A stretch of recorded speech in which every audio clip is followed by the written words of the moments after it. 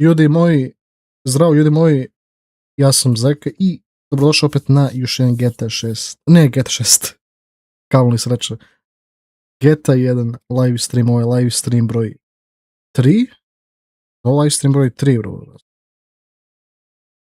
Sad čekaj. Da, ovo je live stream broj 3, tehnički par 3 što god i tako. Evo, sa nama, čekaj, pošto njih čujem u pozadini, a vi ne čujete, da vas odmah vrate pozdravim. Znači, tu je sa nama, kako se zove, Mate i Martin, eto ti. Da budete toku. Malo me zbunio dok ono pričaju, a ja radim intro, jebi ga. Ne vez. Ivica Zeka voli GTA 1. Jest, kako da ne.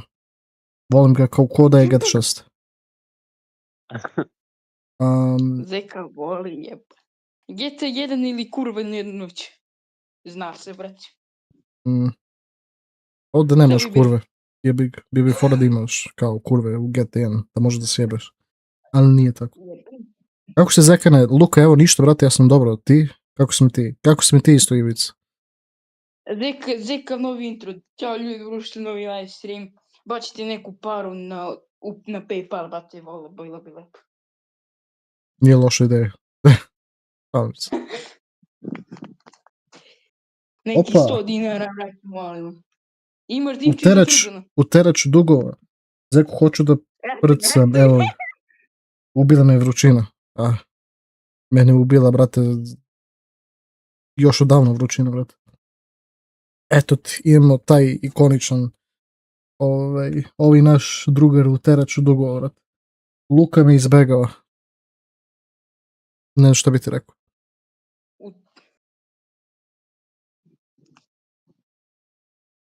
Gde su burki? Najviše treba. Sad čekajte, sam mali ljudi moji. Aj vrati burkite na sebe. Mata, burke, lefto server, znam. Jer neću da bude s ovima kao tamo. Zbog toga. Luka, ja ću te stavim na moj glavici. Evo ga ljudi moji. Eto, kreće, brate. Je. Evo ga. Ne, čekaj, mora da se vidi igrica, burz. Ljudi, meni je prazan telefon. Ajde, umori. Mata. E. Uterač dugova ti je napisao.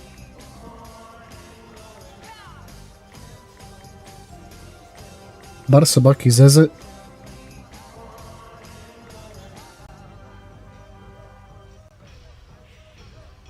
Zeze ne u školu jer sam cigan, šta da radim? A zezo te je zašto si cigan? U školi. Respekt za brat. Respekt za njih, pa ne znam. Prosto ostani belac, buraz. Pa nećeš više imati problema. Šans. Šta me napisao ovaj? A ne znam šta ti radim, rad. Zamisli prezivaš se buljaš. Pa to se ovaj preziva. Šta se čuje ovo u igrici? To čuje u igrici, buraz, ne serije. Picaj moja. Martine, čita chat.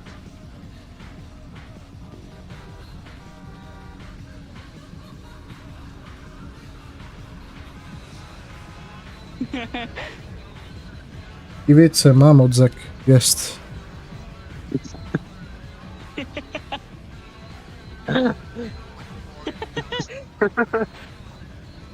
To se nisam nadal.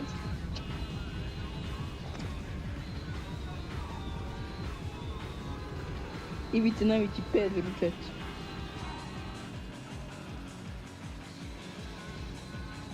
Terač, puši ga. Idemo ljudi. Ivica voli da se ljubi u ust.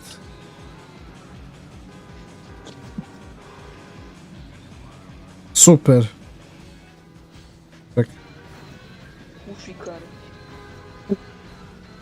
Ili da se prezivaš Uškarač. Šta? Mama ti je sebe. Uškarić. Uterani mali.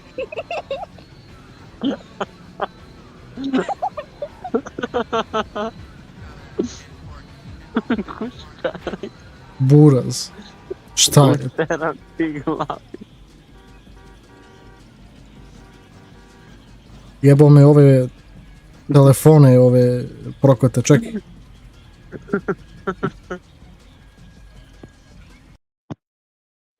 Ajmo, save state 2. Ali da je prvo 1, pa... hoću da gledamo nešto na YouTube, da. Ma boli mi kurac, da.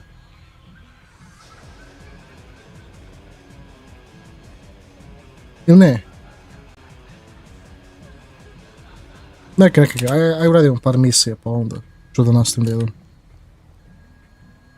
Ivice, voliš da ga ližeš Zeki dok spava? Brat. Zeko, zašto uvijek zoveš ovakve debile u live? Da se smeju ko da su pušile travu. Ko da su pušile travu. Kupili smo travu, brate. Jebaš te ustate, Ivice, mrš. Martin će da jebi Ivić. Brate, dok si bre realno.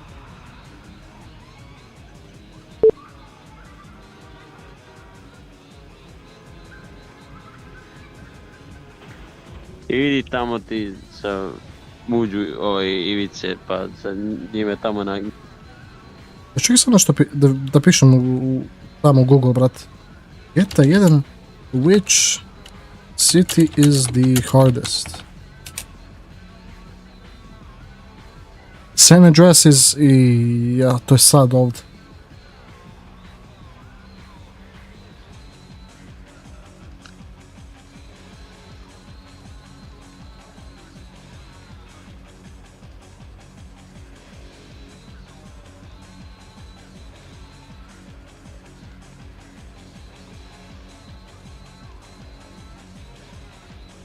To će biti najteži nivo od svih. Me jebeš, buraz.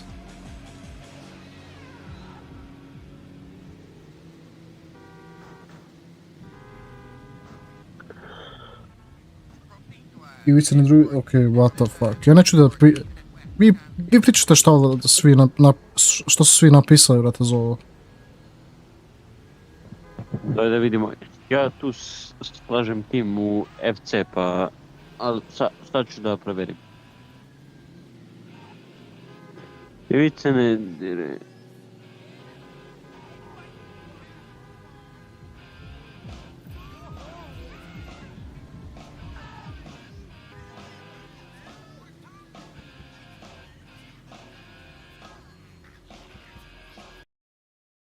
Save slot 3. Ono je već malo pretjerano, a da ga jutam na... Matačaci. Ne diraj mi drugove, ima da te stavim na karu, ima da dobiješ usta. Šta? A, dete. Šta usta, brate? Ali sam čuo.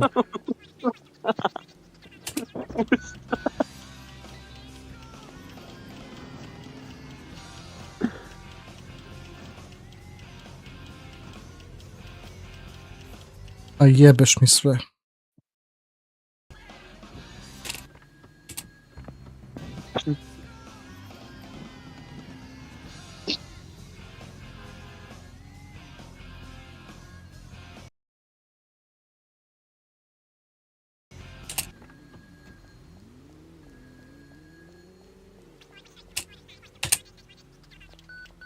Me jebeš, brat. Lik ne može da ulazi kako treba.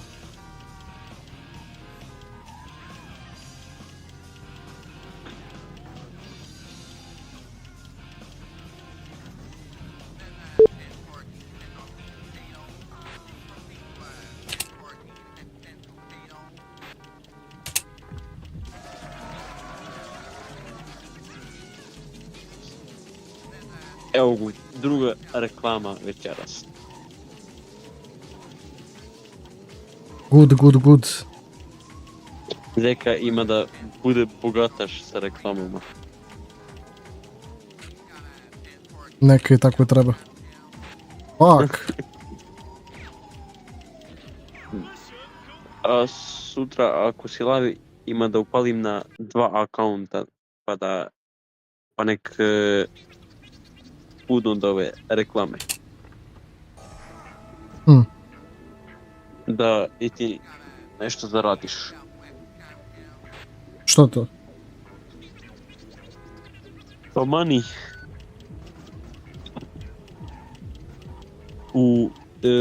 Gledat ću tvoj live sa 2 profila. Pa baš te hvali, vic.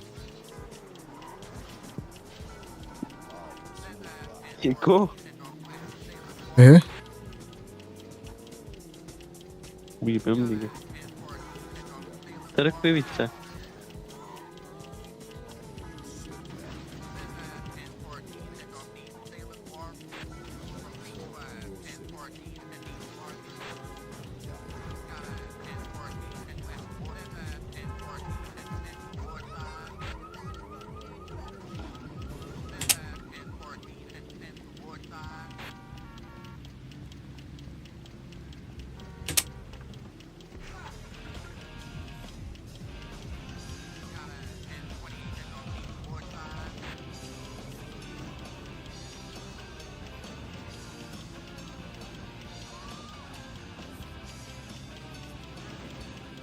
Gdje me jebeš?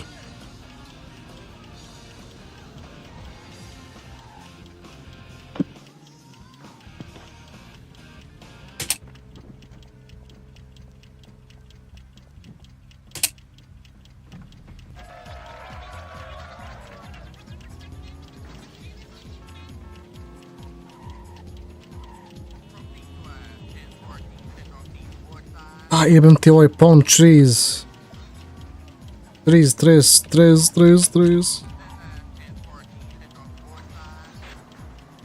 Ujebem mater.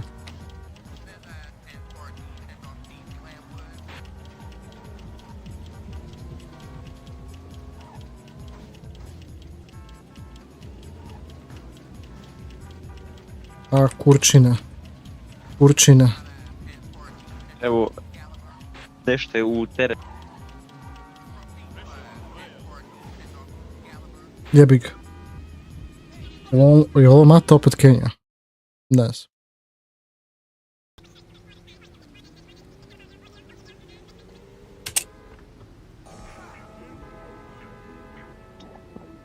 To će bre više da ideš kod mene. Hoćeš Hoće 100 kurac. dinara.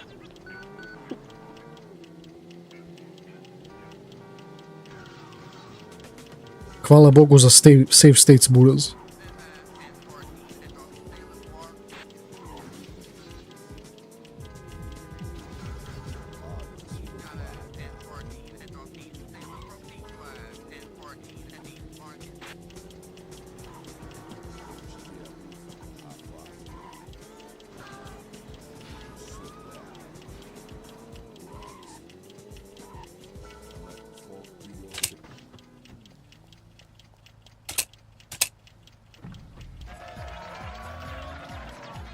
Jo, ljudi. Ovo je komplikom ko kurac, pa izvinjam se što ne pričam puno. Ali jebi ga.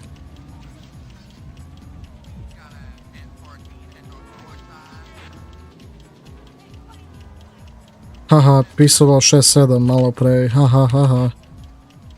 Ček. Brate, bio sam u prodavnicu, bila su grupa ono, bila kao neka grupica ono, par ovi maloletne devojke. Jedna rekla kao 6-7, pa su se smijeli, brate. Ja sam bio u fazonu kao, ono, jel ti imaš mozak možda? Da, cringe, to je zasigurno. Ili crazy. Crazy taxi, da. Op.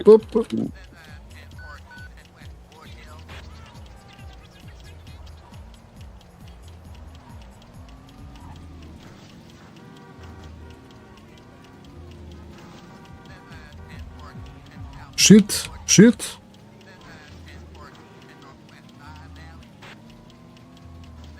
Gdje me jebeš?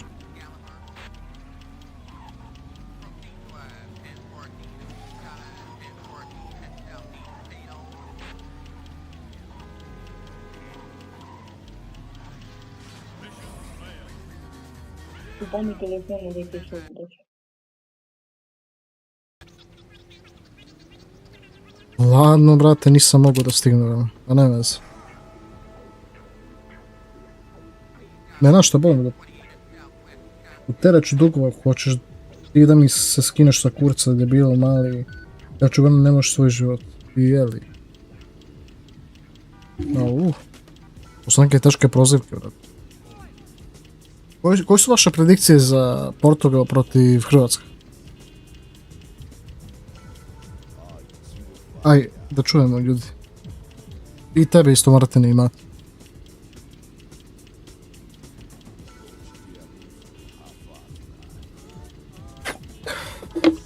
Jesi tu?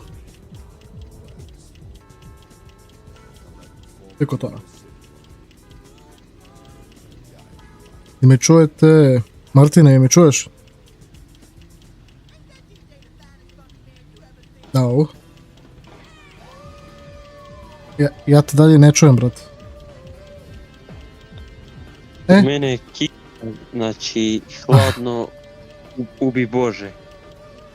Znam. Ja bih volio da je sad tako kod mene, ali jebi ga.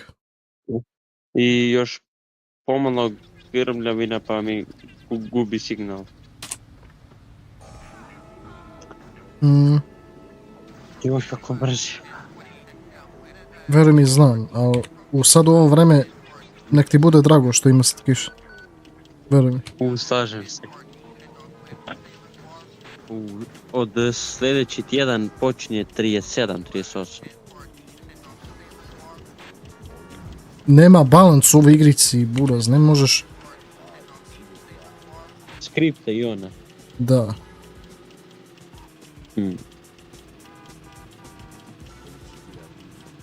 Isto kao u ovaj FC.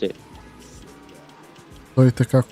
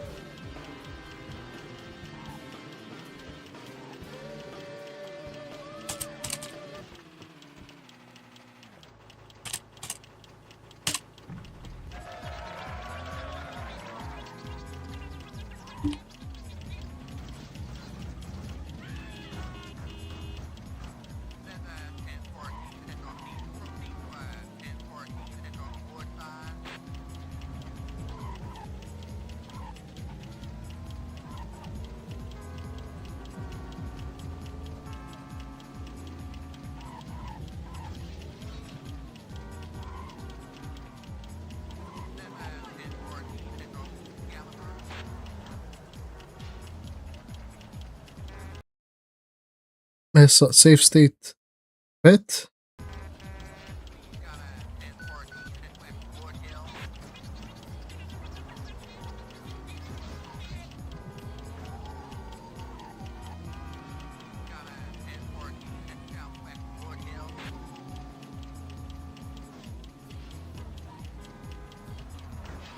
Brat, Plavoko iz maj, poz, kako ide? Evo ide nešto, kako si mi ti, jesi mi dobar?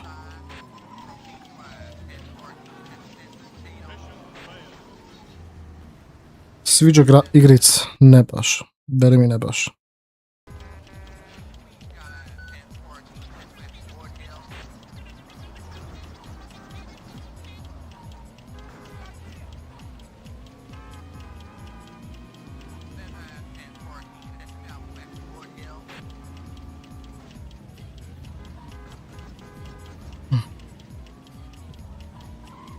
Pa gdje ja treba da idem, čoveč?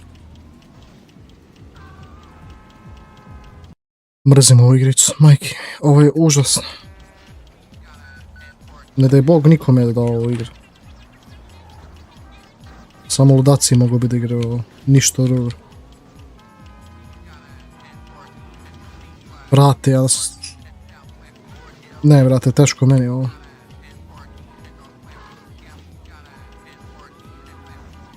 Teško meni, o bože me sam čuo.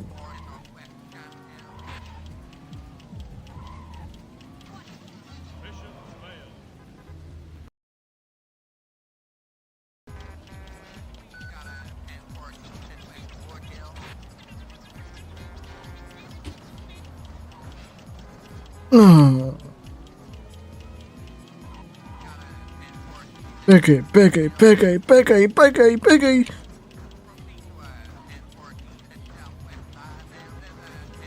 Ma, pušiš mi kurac igricu, 3 pičke, materine. Kad bi mogao da uklonim, brate, trafiku, ono, bio bi super. Ne trafiku, nego, bre, sabraćaj, šta je priča?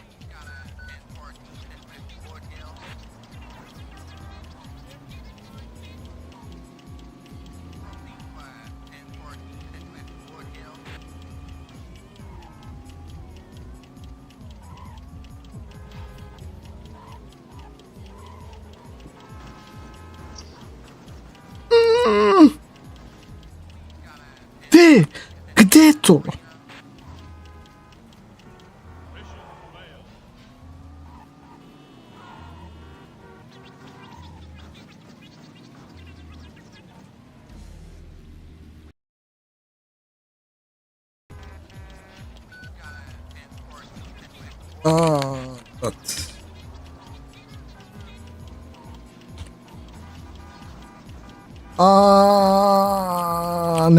Ne mož. Mnogo se sudaram, brat. Pa, što nisi u boje, majku ti ga nabijem.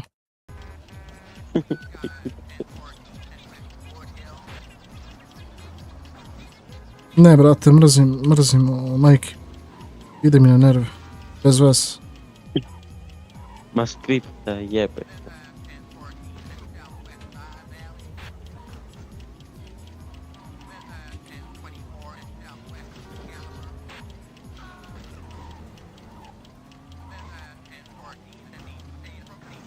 Da ja napravim alarm za sutra, to je za danas.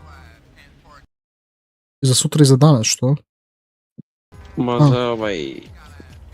posao sutra. Aha, to. Standardno. Da.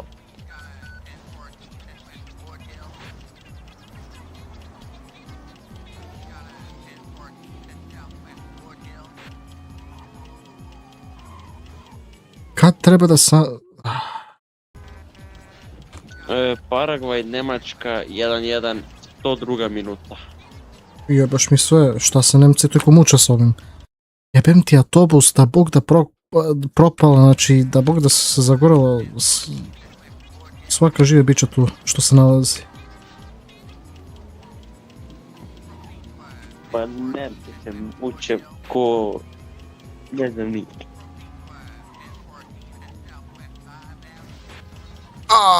Ne.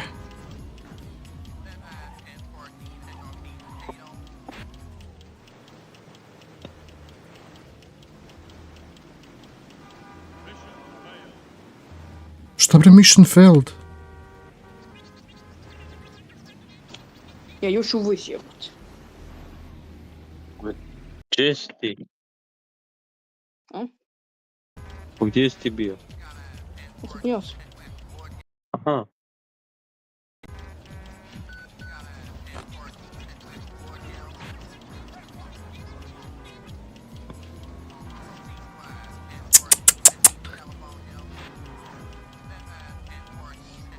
Ajde ljudi. Ideš, a? Jebi ga. Ajde lako da. Ništa, lako noć. Ej, 2-1 Njemačka. ozbiljno? Nije. Ok, be. Da. Stoper je zabio. Oko ping pong buraz. Ovako nije pravi život, brat.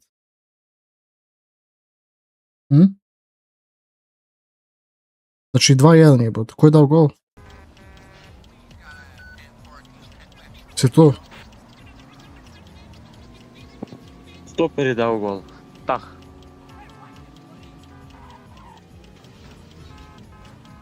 Ne znam. Ne veze. Nebitno, ajde.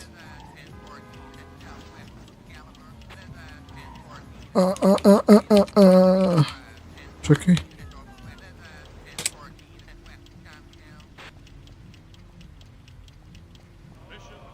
Šta mission failed?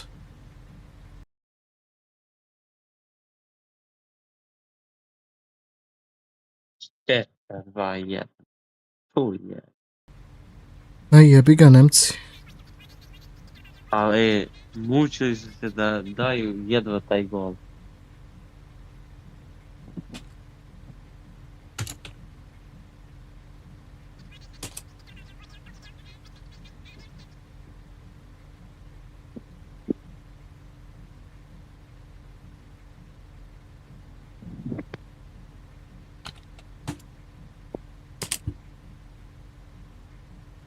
A jebi ga.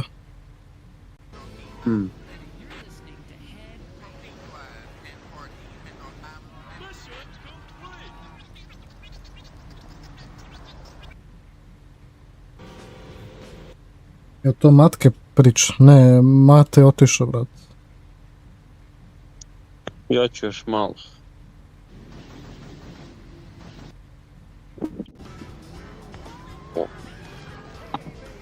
Ja ću još nekih 10 minuta pa idem i ja išta polako. Važi. Za 5 sata se ustajem. Tako da. Da, tako i treba. Onda se odmoriš lepo, brat. Par 5 sata ko išta.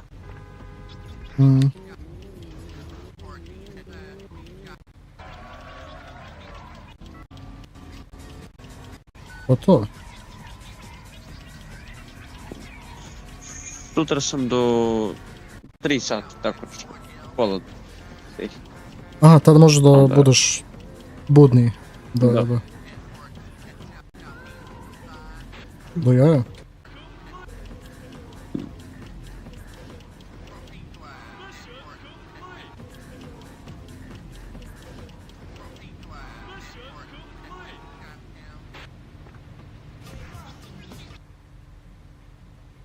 Ovo je sprdnja. Ja sam radio ono što sam trebao da radim.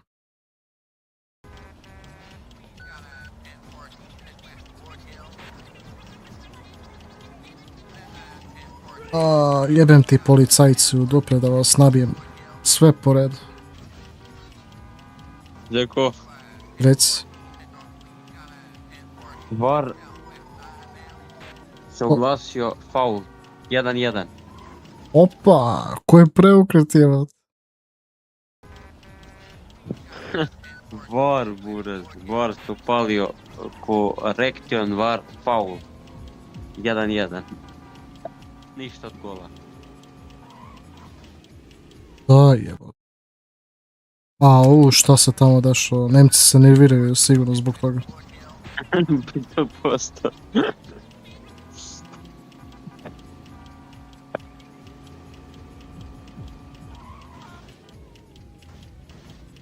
Ne znam isto.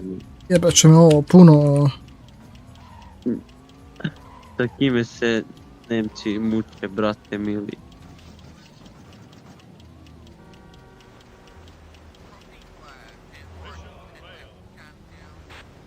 Nije ono Francuska jebote, a ne Paragvaj jebeno.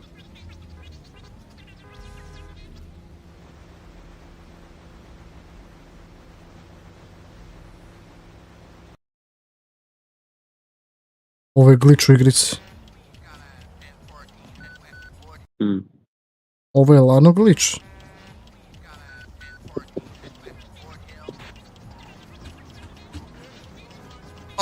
Autobus me jebe kako, ne vidim se za džabe. Ganini.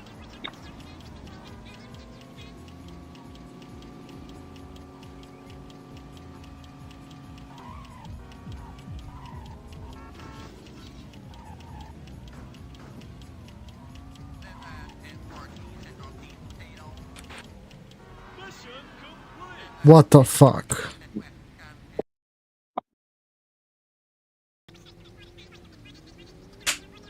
Mesto save, ja kliknem na load. Zeko, jebem ti u dupe.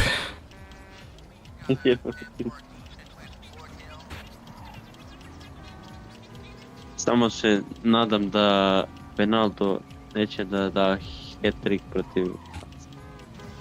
Neću sigurno, nadam se. Ili da ne bude raspad sistema 5-0 jeba. save state 1. Super. Hvala ti Bogu.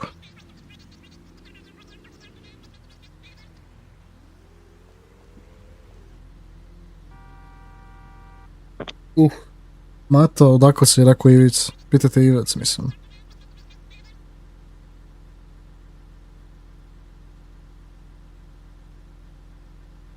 Ne, neću da kaže. Jebi ga Mat. Moraš da daš svoju rupicu. Ja? Ma da, te pite kao. Pa nisam ja Mata. A, ne, okej, da, nije Mat. To nije Mata, bre, Martine. Jebamo, zbuni se vrat.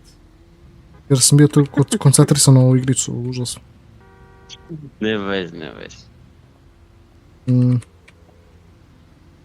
Opušteno. Zamisli to da ne uspeš misiju samo zbog toga što si nisi parkirao na onu stranu gdje treba, kao, znaš, kao otvorena garaža popuno, velika garaža i nisi na levu stranu parkirao nego si na desnu i zbog toga ti ne priznaje, kao da si prešao misiju, užasno. Užasno, brat. Ujebem. Pa ti sad... Skripta živa put. Martin, to ovaj...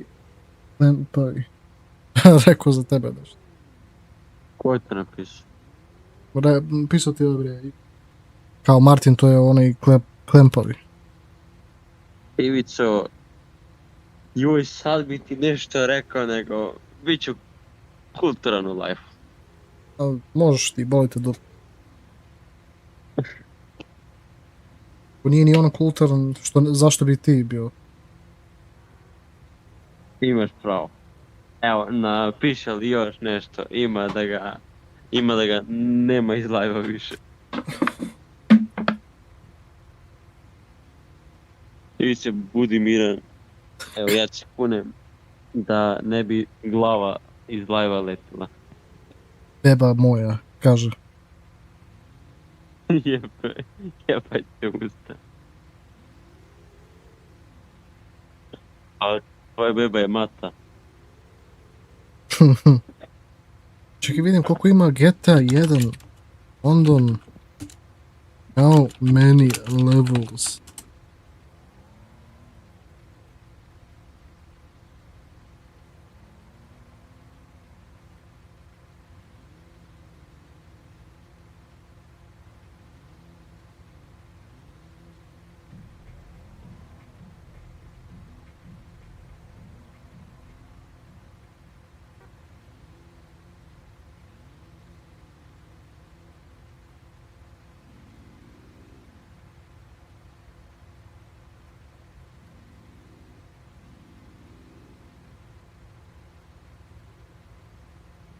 Is GTA 1 London easier than the GTA 1?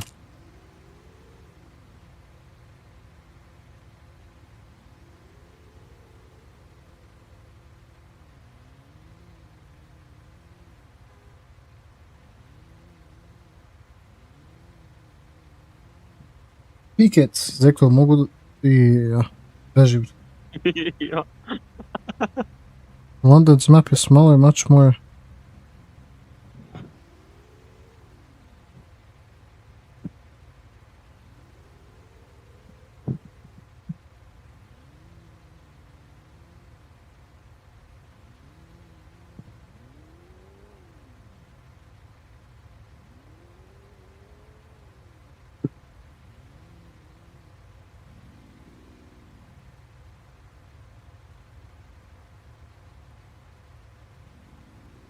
Mislio sam Slavod.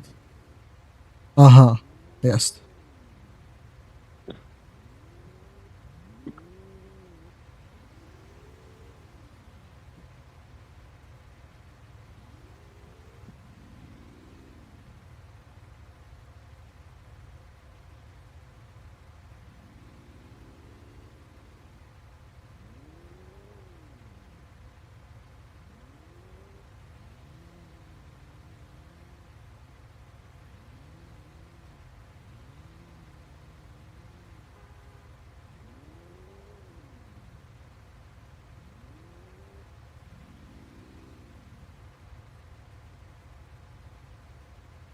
Nešto je pisao ovo na njemačkom.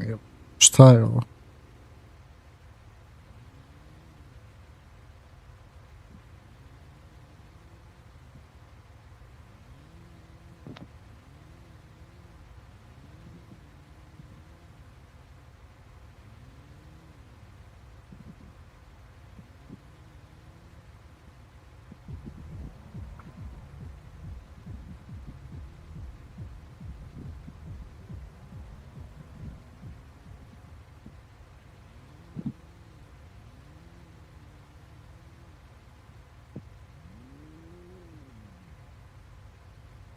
Na čemu napaljen chat jebot?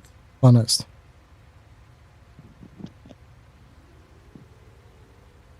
Ne mogu više ovo. Ajde ovako, ajde mi da malo gledamo nešto, a?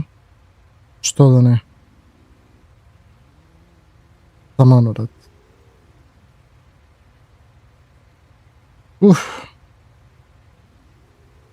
Brate, šta mi se sve ovo pojavi na shorts?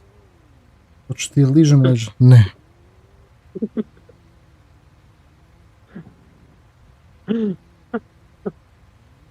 FIFA Heroes? Šta? For you, bro. FIFA Heroes, the new FIFA game coming out.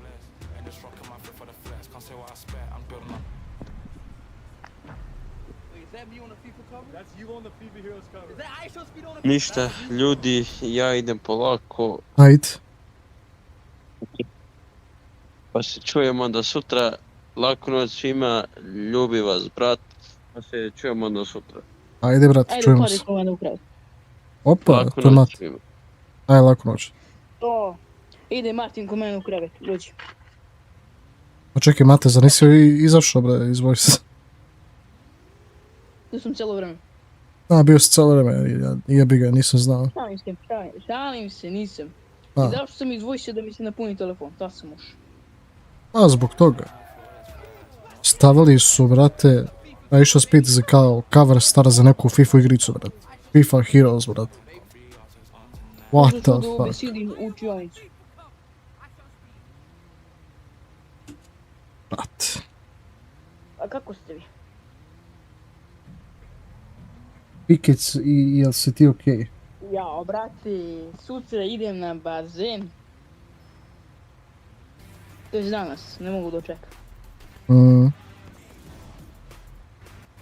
Ma ja... Znači se okopam u led buraz. Bukvalno imam led, ono... Napunio sam flašu sa vodom još od jutra, brate. Ja sad sam pustio da se kao malo odladi.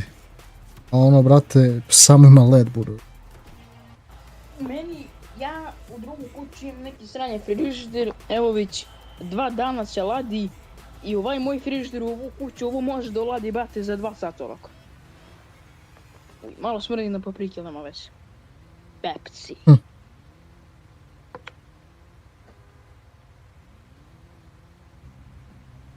Da mi ruke mirišu na papriku. Da, svi jedu papriku.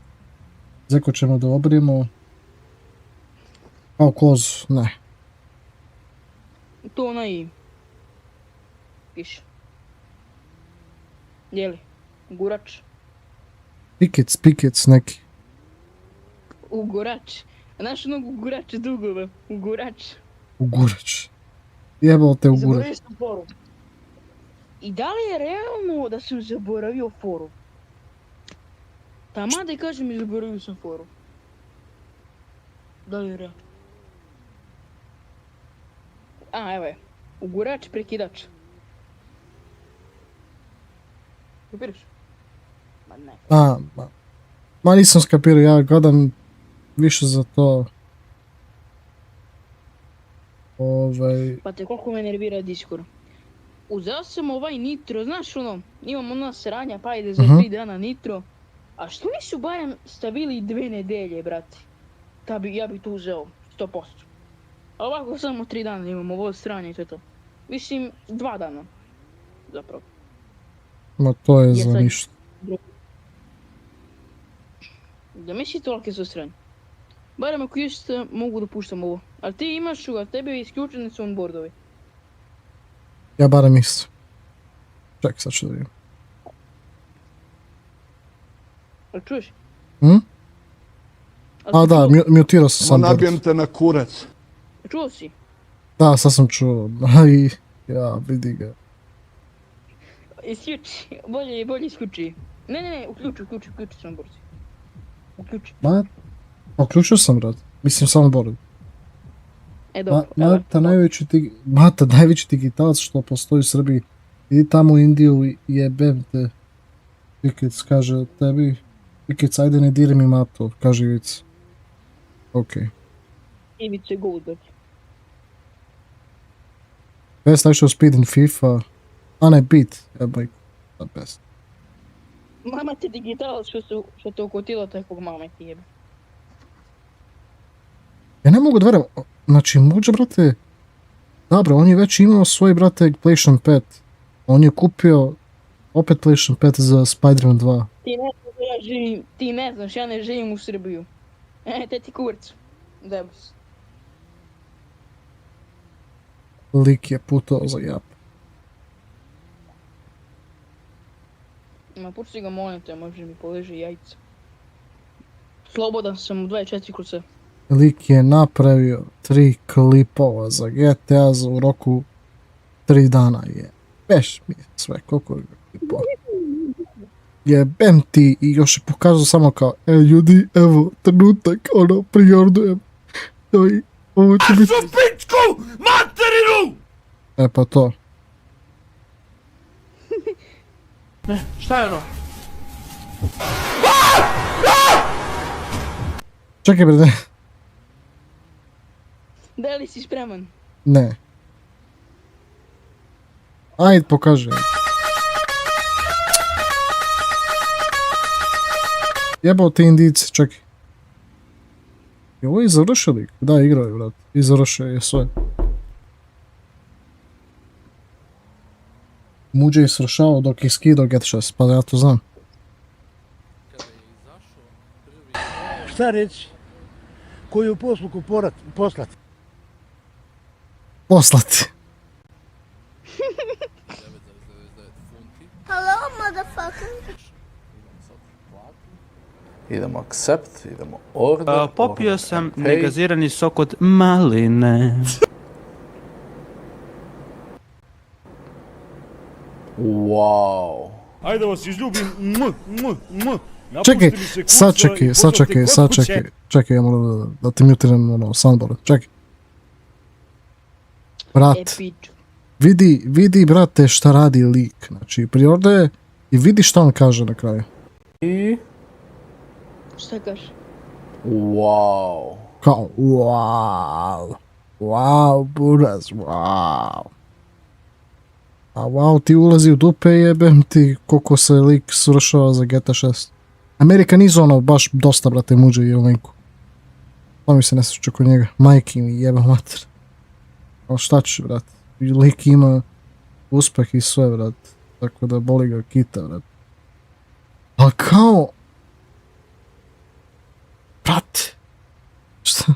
Još je promijenio profil na ovo za Vice City, jebem li ti... Jebao te Vice City, sjedeš mi na kiti, muđa, majki ti ga.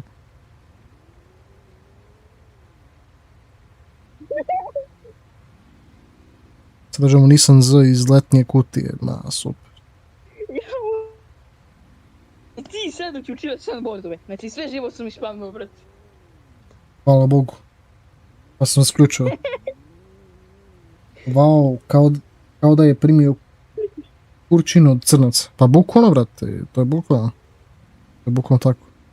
Opa, L4 TB GTA 4, opa. A ne vez.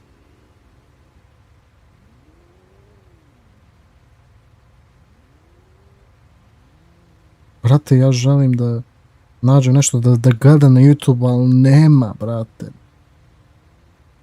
Nema šta zanimljivo da gledam. Stefan, šta radi onaj i Stefan, onaj Twinkić? Srbija, Albanija, a dobro, to je bio još od kada. Zvezda, Partizan, Vojvodina, šta sve se menja. Miško Gaming, poz brate, kako smo ti? Laku noć, everyone. A ideš da spavaš, a? Idi vidi. Ajde, brat, lako noć.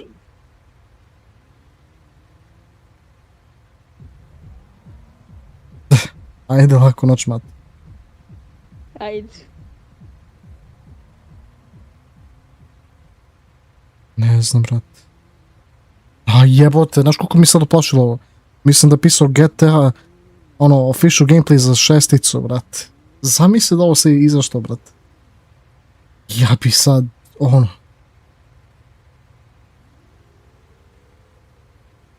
Ja, šta...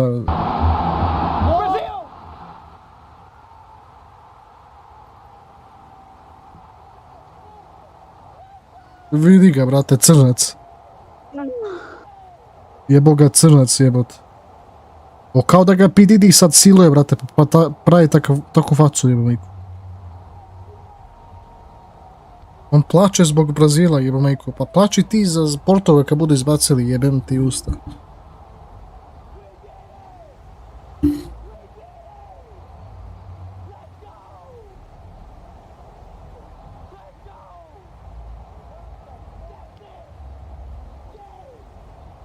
Ovaj lik ne bi trebao da ima toliko moć kao što sad ima, majke mi.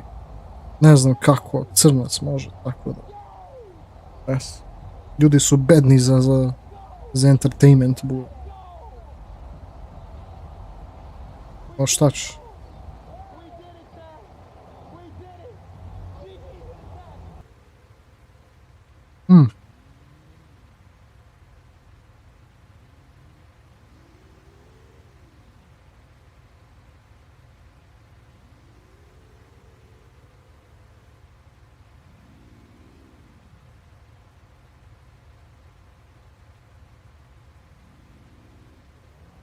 Pa znam, u njega srušava PDD.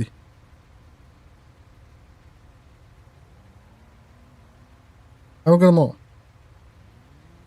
Naš ova devojka, brate, bi jebao. I am from Brazil originally, and I'm a fitness creator, and I also am a model. Would you ever be like a personal trainer? Yeah, for sure. Oh, that's sweet. That's very selfless. Okay, and what's your relationship like with your family? My parents own a car shop. They customize classic vehicles. If you had to have a Carfax about your dating life, what would it say? It's really good, but it doesn't last long. So you take a long time? You know, relationships in general.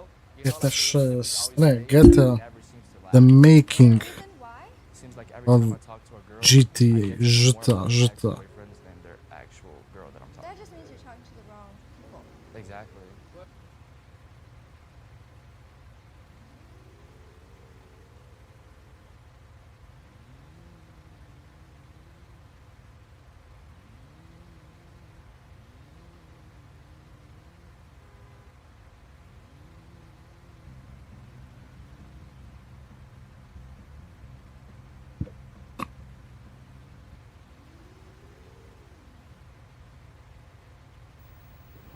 Adrian, this may not look like the offices of a major computer company. It doesn't really look like anybody's offices, does it? But it is, in fact, the relaxation area of a very relaxed company, and they are in their lunch hour, so they're allowed a bit of spare time.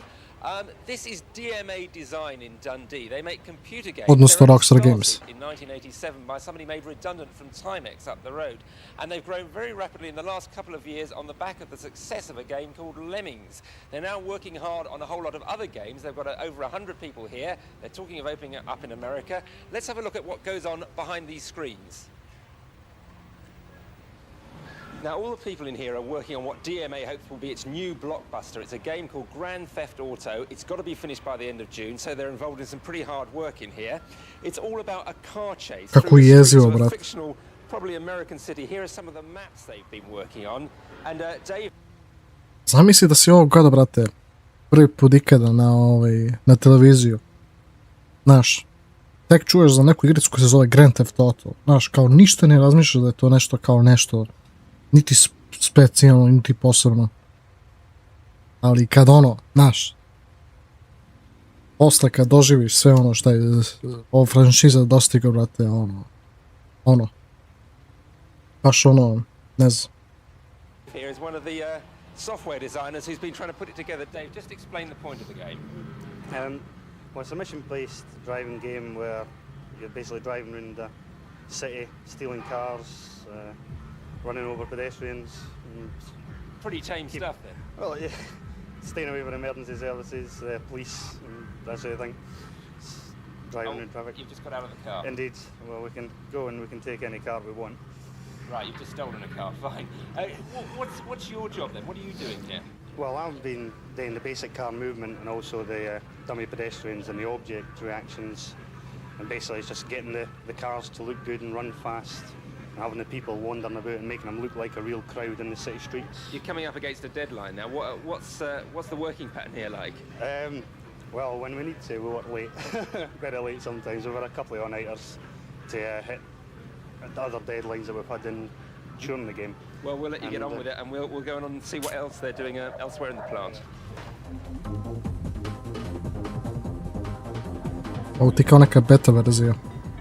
Now this is DMA's music department. As you can see, they do use real instruments here. Let's find out what they've been doing for the Grand Theft Auto project. Craig, what have you been contributing? I'm working on a radio station at the moment, the hip-hop station. There's a variety of different stations in each car that you go into. Every time you get into a car, you get different music? Yeah, different station. So this is a hip-hop channel that we're in the middle of doing just now. So you're not just taking it all off a CD, you've actually composed it? No, everything's composed in-house, yeah. Amazing amounts of work. We'll let you get on with it. Right, okay. You might think Darren here has gone completely mad, but what he's actually doing is executing punches in the motion capture department. Those punches that he's doing, they're actually being picked up on a computer here, will be used to animate models in another game. And let's come round here. This is the bangs and crashes department, sound effects. What are you going to give us? Well, we've got a car approaching, skidding around the corner, and then finally crashing. Right, let's hear it. Here he goes. Comes around the corner. Sounds a pretty serious crash. Oh, there he goes again. It's getting worse. Now this is what sounds like a real dream job. This is the testing department, and Gordon and Fiona here just get to play Grand Theft Auto all day. Gordon, is there anything more to it than just being a games player? It's not strictly true to say that we just play all day. What we must do is convene with the programmers at nearly every stage to tell them what is fun. A programmer has an idea of what a game should do, but a programmer's ideas aren't always fun. Now, Fiona, the only woman in a room full of boys, how do you cope with it? Well, I'm used to it. I went to college for about 2 years and I was the only female there, so you just really get used to it. And how did you get this job? Well, like I said, I went to college and saw the job advertised one day in the paper and applied.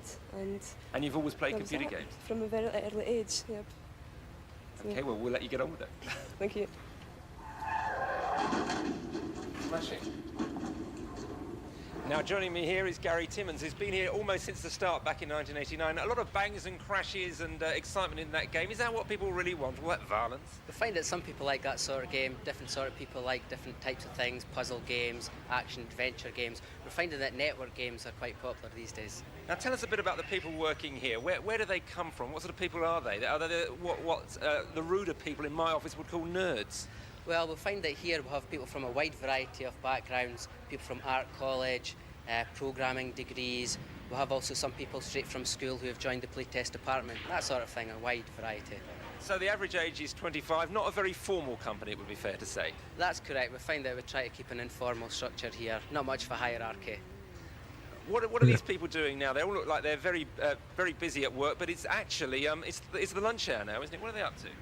Some of them might be working hard because of deadlines that are coming up, but we find that a lot of people here actually have an interest in games, so they'll be playing probably the network games at the moment. So all those people sat there were playing games, and they get paid for that? Not at lunchtime, because that's what they do at lunchtime, but during the day it's paid for developing games and playing games. Now, what happens next for this company? How important is Grand Theft Auto for the future of the company? Grand Theft Auto is one of the first games that will be released with the BMG publisher, and we're hoping to develop future products and hopefully games that people find interesting and enjoyable, innovative products that nobody's ever seen before. Need for Speed Underground 2. Like last idea, really, though, aren't you? Well, that's what they say, but all DMA are hoping to keep on going on the success that they're enjoying at the moment. Well, Gary, we'll let you get back to your computer and play a few games. I'm going off to play a few now, Adrian, and I'll see you soon.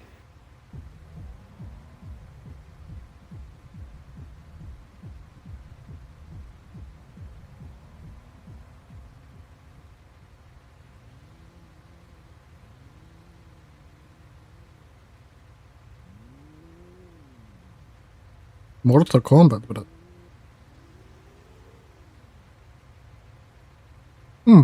Oh. Biggest selling franchises of all time and has been defining the open world genre for over 20 years. It's grown into a hugely ambitious series with a global audience, so it's easy to forget its humble origins. Today, we take a look at where it all came from, the original Grand Theft Auto from 1997 and how they made the game, from concept to creation in The Making of Grand Theft Auto. Dave Jones founded DMA Design in 1987. He found there was a lack of established developers in Scotland and wanted to write his own games to start a potential career in game development.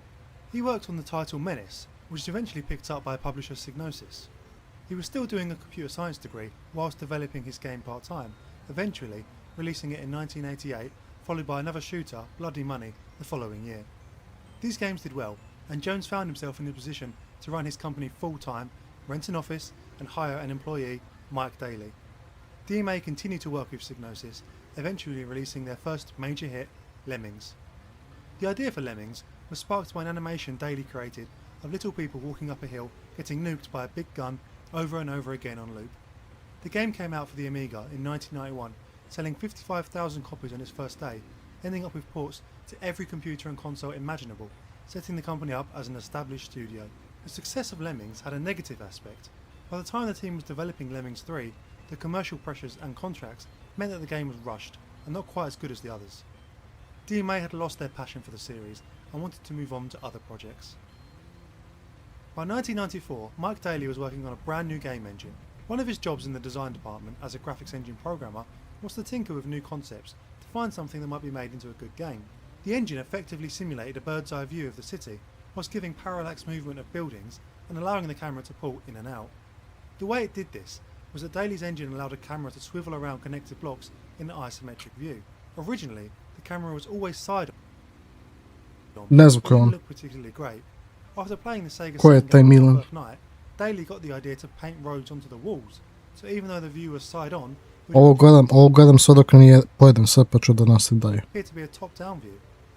They realised that the connected blocks could be buildings, and therefore they'd be able to build a whole city out of the engine. Dave Jones was always fascinated by buildings, side on, would appear to be a top-down view. They realised that the connected blocks could be buildings, and therefore they'd be able to build a whole city out of the engine. Dave Jones was always fascinated by the idea of giving players tools and giving them the freedom to do what they wanted within a game world, rather than have them be led by the hand, which influenced a lot of the game's development. In a 1997 interview, he said that he hated linear gameplay, and his idea of the ultimate game would be to take real-world physics, model them perfectly, give the player an open environment, and just let them explore. He loved anything that was as open-ended as possible. After seeing Daly's engine, he thought of helicopters chasing speeding vehicles, which naturally evoked images of cops and robbers. This would evolve into the idea for a game called Race and Chase. Dave Jones said the first thing DMA always asked when anyone had an idea for a game was what was different about it. They wanted to take risks, Igrač u GTA London. games, and not simply follow trends. In order for the game to officially start as a project, they'd have to put together a game design document. Let's take a look at that now, to see how the game changed from its original concept in early 1995. Keith Hamilton, who would lead the programming on it, wrote the document off the back of meetings at DMA Design between the team. The original idea of the game was for it to be a fun, addictive, and fast multiplayer car racing and crashing game set in the present-day world. The three cities were originally New York, Venice, and Miami, and the basic structure of different missions leading to opening up new cities was already set. The document states that players will be able to drive cars and possibly other vehicles. Cars can be stolen, raced, collided, crashed, and have to be navigated around a large map, and that stealing a car could attract the police. There were several different mission types scoped out, of which various concepts from them remained in the game, but not in the same fashion. They thought of Cannonball Run, which was a simple time trial, Demolition Derby, which involved causing as much damage to other cars, and two different bank robbery style games, one in which you play as the police trying to catch bank robbers, and one in which you play as robbers attempting a getaway. Much of the graphical style in this document was kept for the final release, as it was based on the overhead engine that Daly had come up with. Interestingly, the target systems for the time were DOS, Windows, PlayStation, Saturn, and Ultra 64. Saturn and Nintendo 64 would eventually not get a release. The rest of the document describes the type of city that the game will take place in, the size of it, the layout, and some of the obstacles the players will come up against. Interestingly, When listing types of pedestrians that could be run over by cars, they included school children, lollipop ladies and dogs. For my American viewers, a lollipop lady is what you call a crossing guard. What was described in these documents was a fresh, ambitious title, one that had a reasonable set of features and an acceptable scope. The development would change this, and the original date of completion they had set of July 1st, 1996 would not be hit. With the dates being set and a design document ready, development of the game could begin. The game was supposed to take 18 months, but it would end up taking 30. 3 designers were put on the project, and the first task was to create the game world. The 3 designers took large graph sheets and started designing the city. They immediately thought of America, and the cities they thought would be good reference points for the game were Manhattan, San Francisco and Miami, which became Liberty City, San Andreas and Vice City respectively. They didn't have the budget to visit the real cities in order to capture the feel of these cities, so instead went to the local library, used what little internet access was available and watched movies and listened to music, referencing shows like Knight Rider and A-Team and the movie Speed. They often revised the concepts and goals of the game after watching these movies. Billy Thompson said that some of the original missions involved things like pizza delivery, which they quickly scrapped because they thought it wasn't fun at all, being replaced by concepts that they had gleaned from the action set pieces they saw in these pieces of media. The designers were not initially impressed by the prototype. Paul Farley, one of the designers, said it looked like a crappy 2D driving game. As the development began and they started creating the cities, their inspiration was sparked. They started having more and more ideas, such as allowing the player to pick missions by visiting phone boxes and expanding the scope and openness of the game world, which had some resistance by the coding team, who was worried about actually implementing all of the ideas the designers were coming up with. This initial lack of understanding between the designers and coders would come back in the development to cause some major problems for the project. The game would change from its original concept. Early on, they removed the ability to play as a police officer. They found that it just wasn't fun to play as the police in the sandbox playground they was creating. The fun bits were knocking over pedestrians, running red lights, speeding, causing chaos, breaking the law. So the focus was changed to just playing as the criminals. And the ability to play as a policeman, as writer Brian Baglow described it, was dropped like a live grenade. Baglow said that this change in direction was crucial in the game's development, giving it a much clearer focus, with the goal of the game being much more obvious. Daly has said in an interview with The Guardian the development was not smooth. They were adding little things to the game constantly because they thought they were cool. However, it ended up having a massive amount of bugs and things that didn't work, with Daly describing the car collision code as being spaghetti junction. It had got into a mess. Part of the reason the code had become so messy was due to the design of the game itself. The open-ended nature meant there was lots of different components to the game, and players could do missions in any order or cause chaos that they hadn't planned for. Writer Brian Baglow said that the development process meant he often had difficulty as a writer figuring out why the players were doing the task they was assigned. The normal process was that the designers would create a mission or task independently of the writers and then pass it over to them to figure out the script, story and context of the mission. They'll get given a series of tasks and have to think of a way to tie it all together and create some sort of narrative. What added complexity to this was the non-linear nature of the game. The order that the task could be undertaken was under the player, so the script had to be written in a way that was flexible enough for this to work. They managed to solve this by creating fewer recurring characters that become familiar rather than lots of small throwaway ones.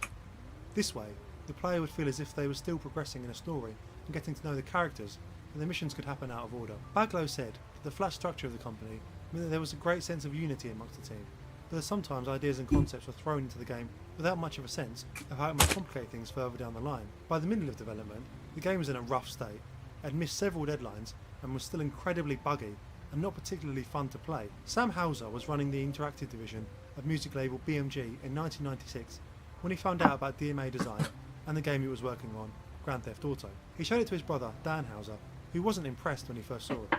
The 2D graphics and general instability of the code made him think it wasn't worth much. However, when they did come to play it, they understood the magic and began to see the potential.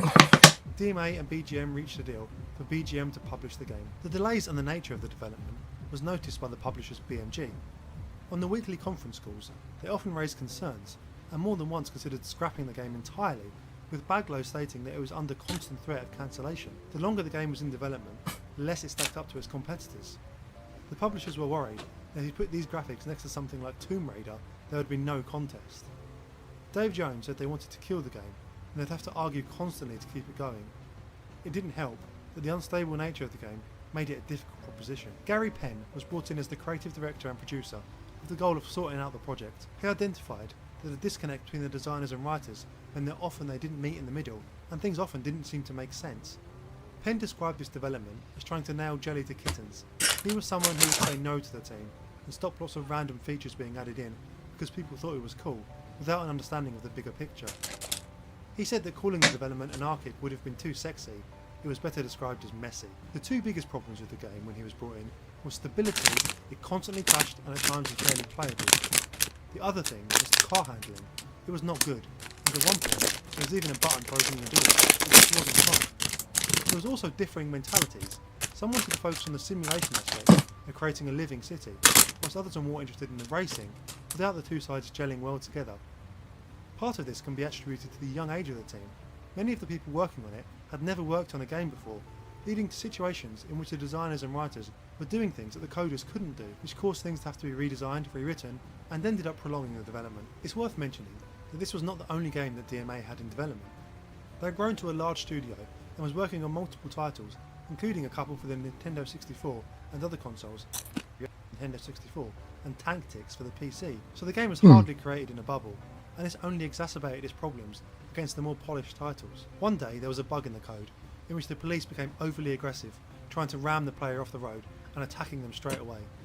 This little moment caused the team to look at the game and realise that just messing about was fun.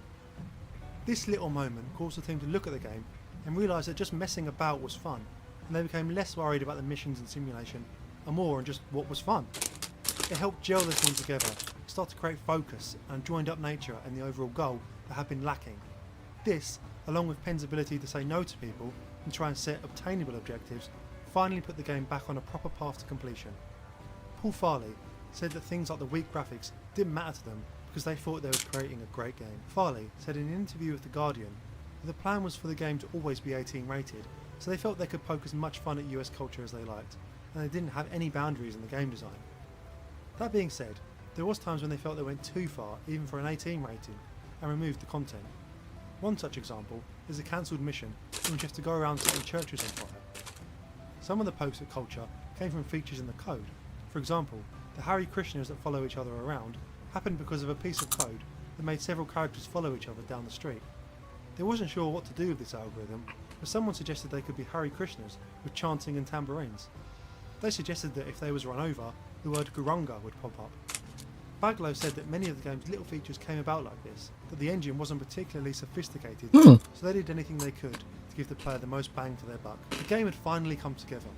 Being made up of 3 cities, Liberty City, Vice City and San Andreas, the players could choose a character amongst 8 different criminals and be let loose upon the cities to either complete missions, rack up 1 million points, or just cause havoc. Points could be gained by destroying vehicles, running people over, fighting the police, stealing cars and more. The game ended up with an unusual mission structure, in that you could do them in any order, but if you failed, that was it.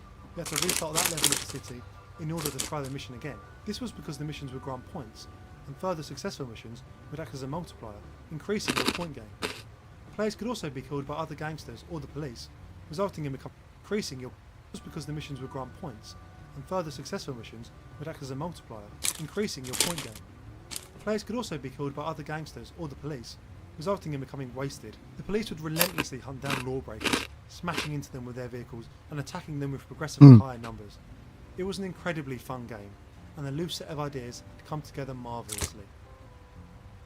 Grand Theft Auto kicked off a grand tradition for the franchise in the focus on a wide range of different radio music and styles.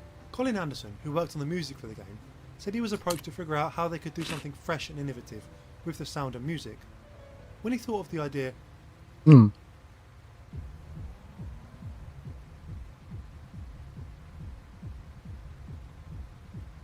Już samo.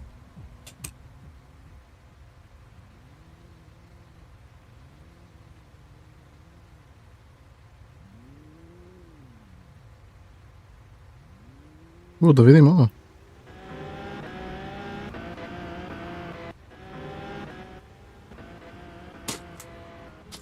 What you're seeing here is gameplay of the Grand Theft Auto 3 Alpha version. This is almost how GTA 3 originally looked, and if it wasn't for some major graphics and gameplay overhauls, this was almost the birth of the 3D GTA universe.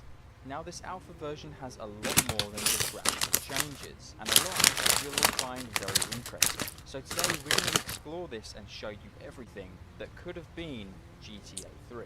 Firstly, right off the bat, you'll probably notice the graphics. The colours are much more vibrant and pixelated than the final version of the game. This is actually seen in some pretty rare pre-release screenshots of the game as well, so you can see the cartoon look was present about a year before the game's release. The buildings in this screenshot almost make it look like it's a 2D GTA game that's been modded to have 3D. The textures are all really low detail, and another thing you may notice is how the draw distance is drastically lower. I mean, I can barely see a block away, when in the final game this is the case. I mean, look at this, I can't even see a block away from it. Secondly, you'll notice how the crosshairs for weapons have changed massively. This has some kind of Dreamcast or N64 James Bond video game kind of feel to it. It's really outdated and probably a good idea that it was changed. But you'll also notice the map has, well, no map. The game just lets you figure stuff out, which I know the map now off by heart, so it's not too difficult for me. But I'm sure many of you will probably prefer the final version. And you'll probably notice the most glaring change of all when it comes to the heads-up display by the way your health is displayed by the minimap. The health is indicated down here besides the map in this rather ugly, interesting, colourful bar. It really breaks up the heads-up display in a negative way, because you're always looking from bottom left to top right to see the various different statistics. If you want to check how much ammo you've got to look all the way in the top right. If you want to see your health, all the way down in the bottom left, and it just doesn't really make much sense. But did you know that GTA 3 almost released only in bird's eye view? And it's true. In fact, the only reason GTA 3 released in third person was because the developers working on the game at the time were about 50-50 torn on whether the game should be top-down view only, like the older GTA games, or 3D. Meaning this game almost never released with a third person. The only reason the game actually came with a third-person mode was because the developers voted in a meeting that that would be the case. It's crazy to think what GTA would be like if we never got it in 3D. So firstly, the top cars are all light blue, so what's this all about? Well, actually this is also something that was present in all of the trailers and pre-release footage of the game leading up to the September attacks in New York City in 2001. It wasn't until after these events shook the entire world that Rockstar decided to make a decision and distance the game from looking like New York City too much. So they decided rather than having the very similar police vehicle colours to New York City, they would then just change them to something a little more different. Another thing that's also really cool is that the sirens in the game, or the alpha version, sound a lot closer to New York City police cars than the final version. Oh, and also, what the hell are these tyre squeak sounds? These are awful. But that's not all that's changed. There's actually some map changes too that I found rather interesting. Firstly, when you start the game for the first time, you're instructed to drive to Luigi's. Let's see if you can spot the difference between these two clips. Well, in the alleyway seen here in the final game, you have to head through it and collect a wanted bribe in order to get to the other side. But in the alpha version of the game, this alleyway is nowhere to be found, making this part of the road more direct. And it was kind of jarring when I drove through this for the first time. Then there's the hospital, and as you can see, this alpha version has what looks to be more like a school than a hospital. I actually somewhat prefer this alpha hospital in my opinion, but something about it looks really eerie. It almost looks like a Tony Hawk's Pro Skater level rather than a GTA map. And also, Salvatore's mansion no longer has a wall surrounding it, making it way too easy to access, and in my opinion, it makes it worse. I think it's definitely better when it has the wall around it. Oh my god, Claude's speed looks absolutely horrifying in this version of the game. So there's also a handful of beta vehicles still present in this alpha build that I want to show you as well. Firstly, there's this, the Infinite. The Infinite is one of the most famous GTA vehicles of all time, and this one looks a lot closer to its real-life counterpart, and sounds rather disgusting.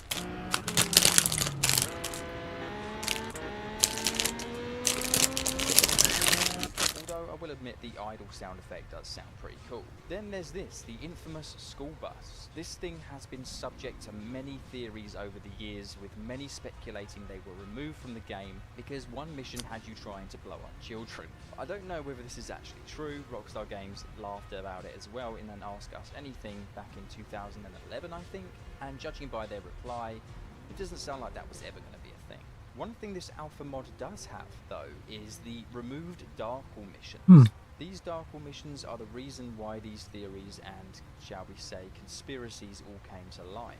Because allegedly this character would give you lots of jobs where you had to kill innocent people and do lots of crazy things, and yes, I can confirm that that is the case. But none of his missions actually have you destroying any public school buses. What they do have you doing, however, is blowing up an ice cream truck to kill a large group of civilians, which is arguably just as bad.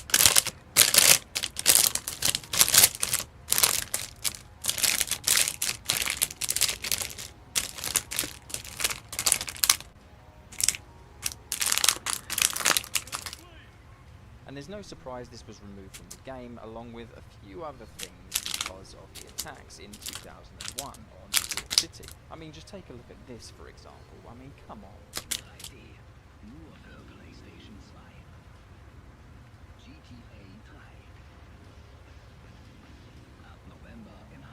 But by using cheat codes, we're able to spawn in the Rhino tank, and you'll probably notice straight away this thing is also entirely different to its final version. This thing looks more like an APC tank compared to the actual tank we got in the final game.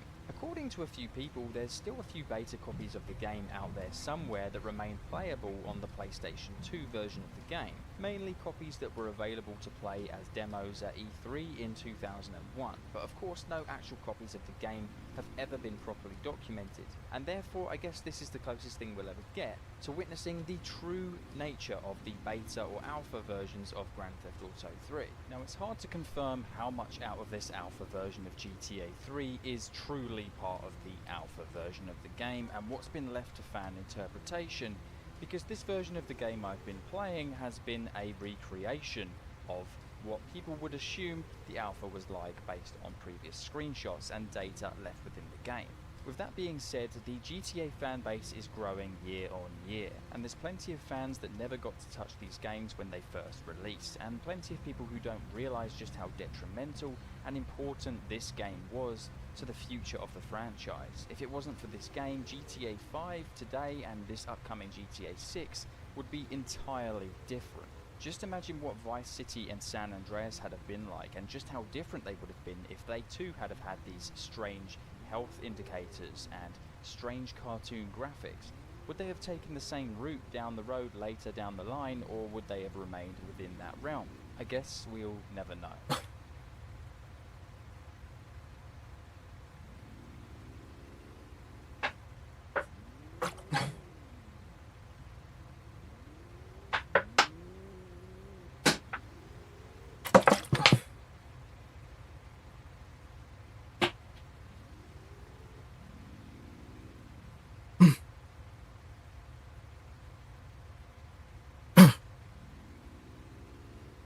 Tako. Jo, ljudi. Nešto da kažem.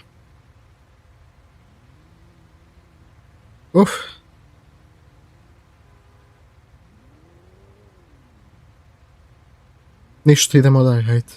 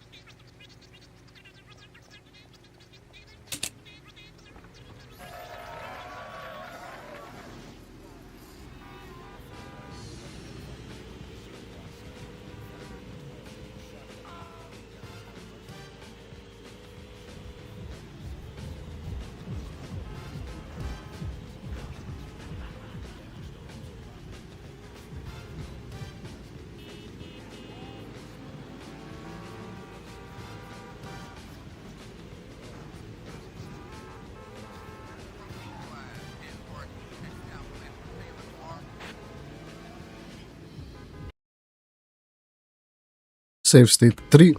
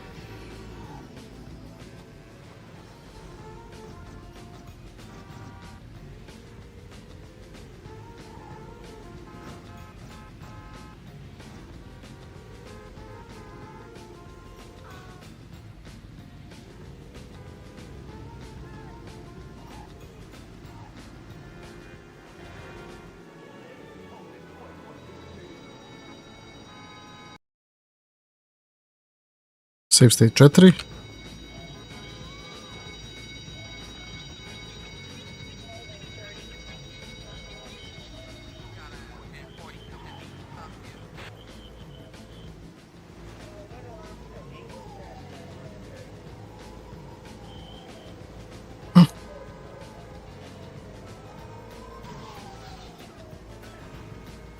Au.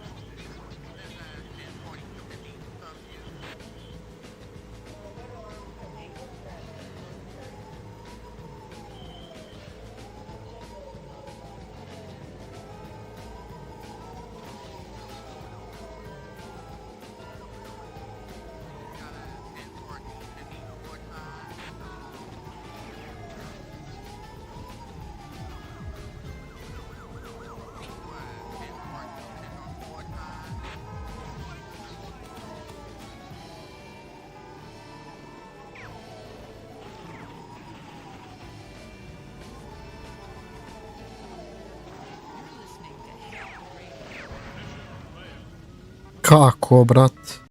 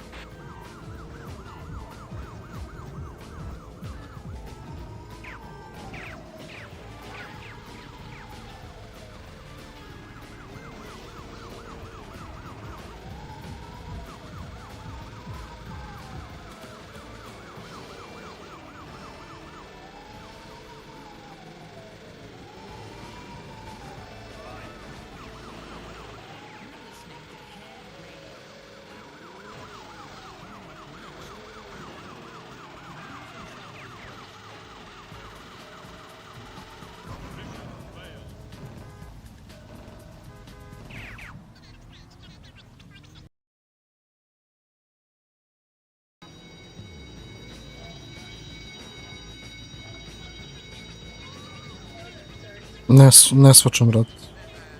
Ne shvatim kako može ovako da se odmah pukne auto tako lako.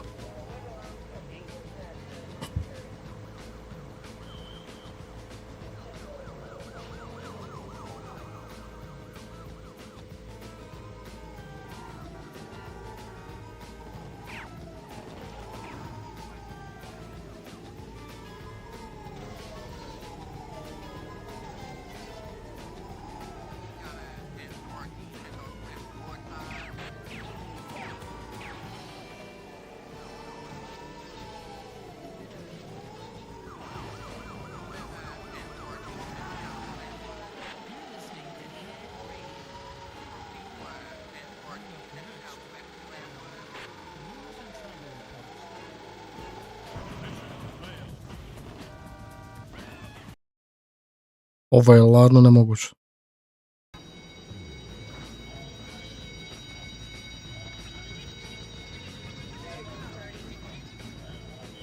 A zašto baš taj auto moram?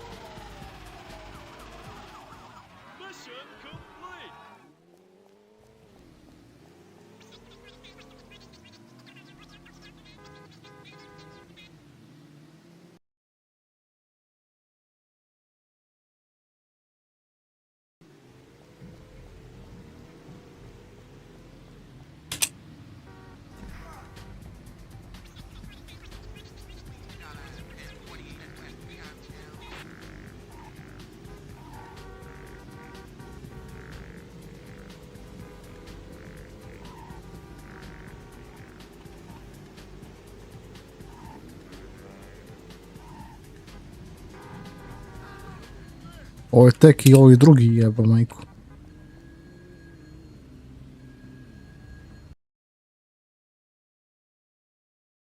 Ajde.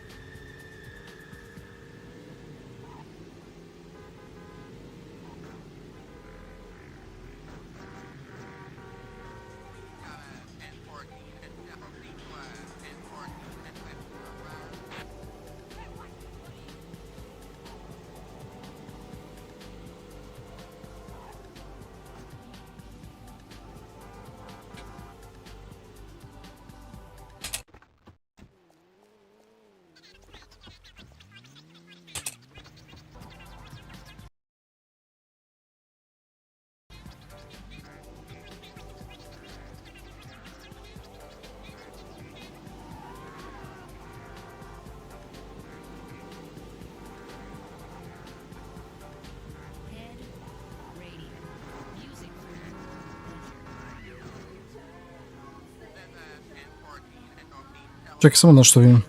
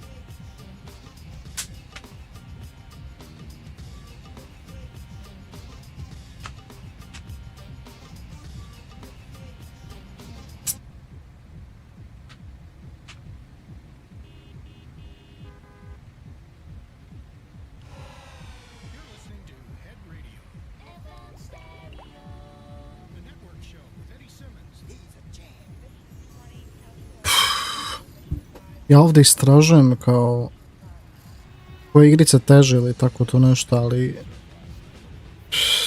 ne znam.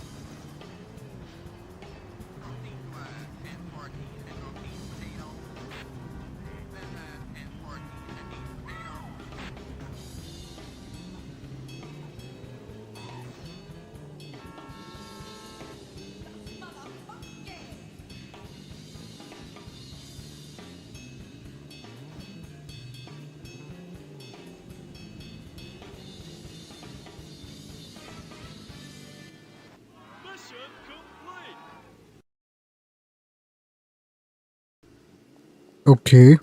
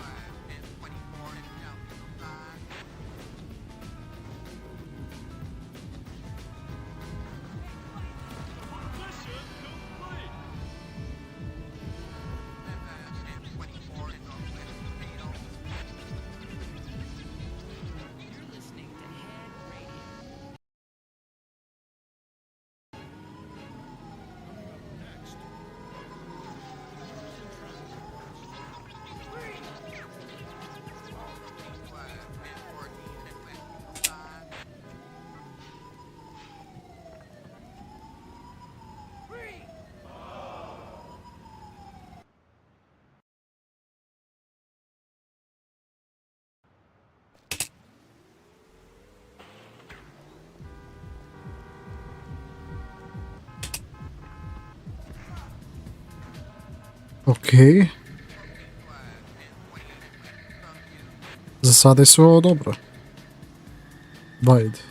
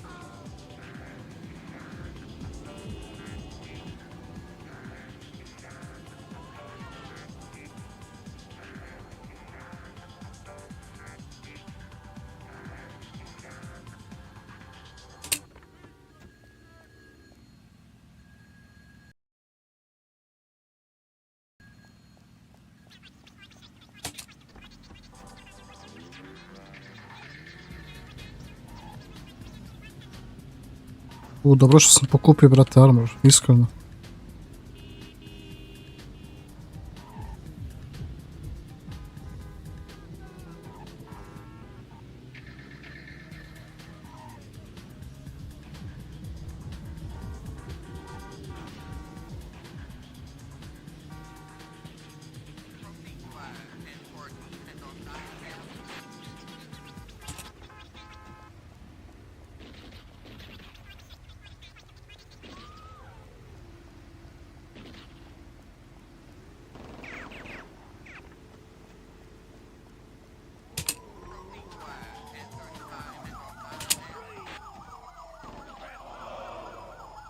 Pušiš mi kurac.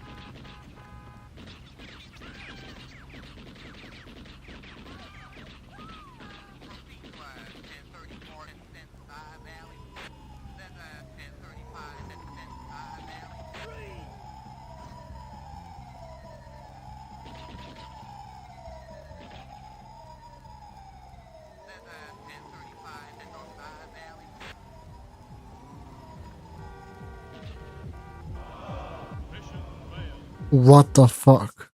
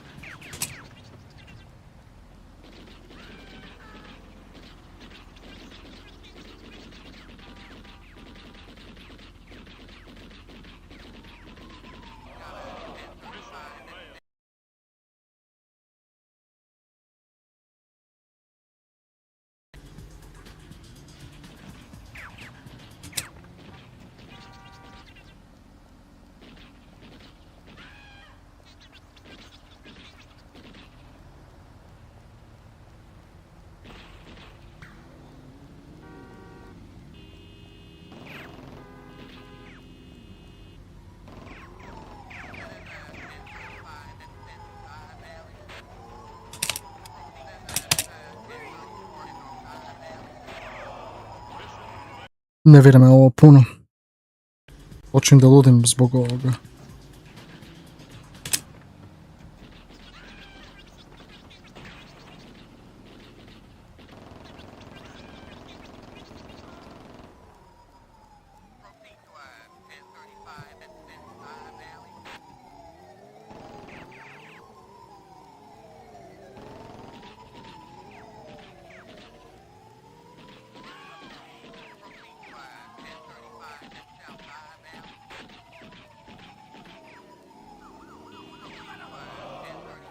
Ja možeš malo kasnije, brate, da me uhvatiš.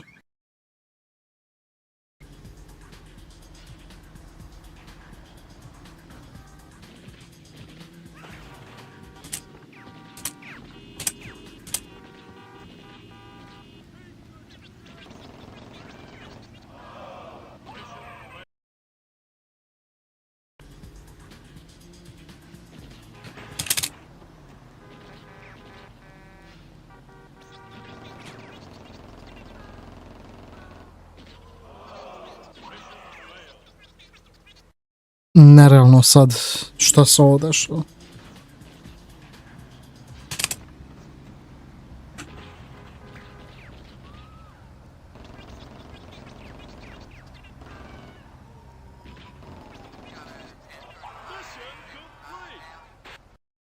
Pušiš mi, kurac.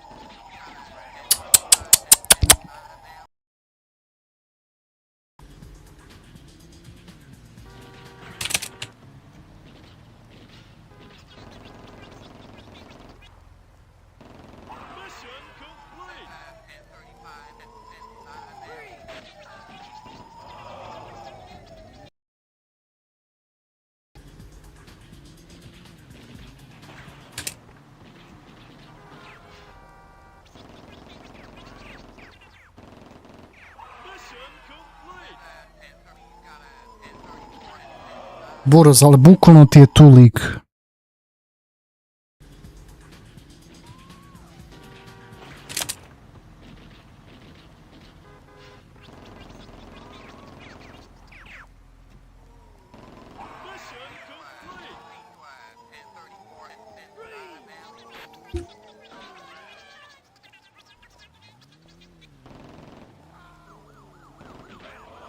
Pucao sam ga, brate, pucao sam ga.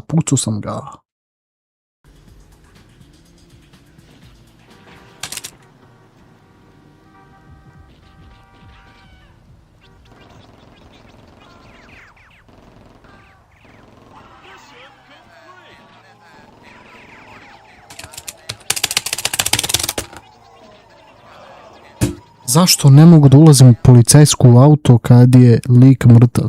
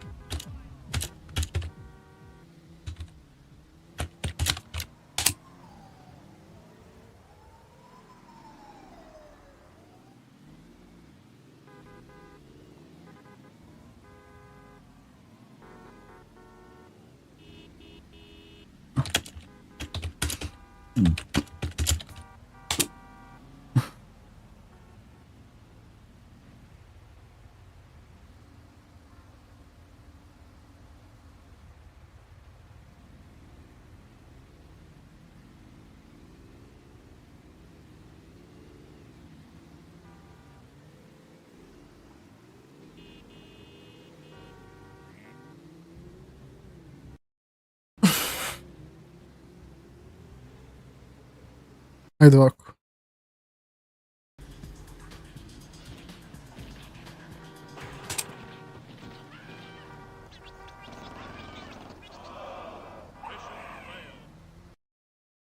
Buraz.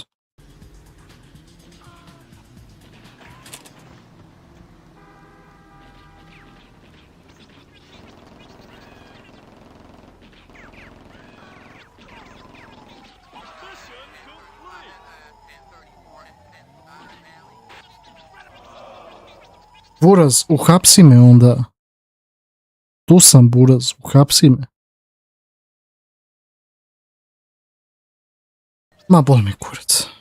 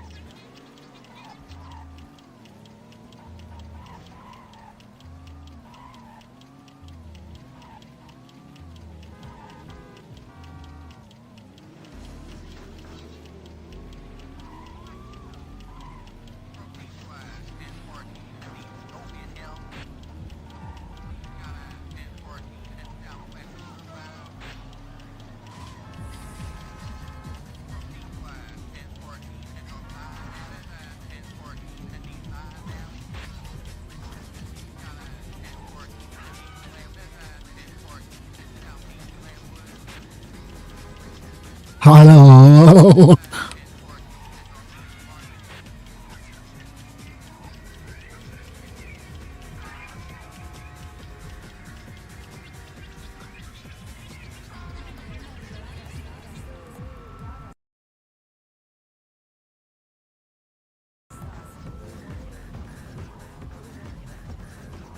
O, brat, ping pong.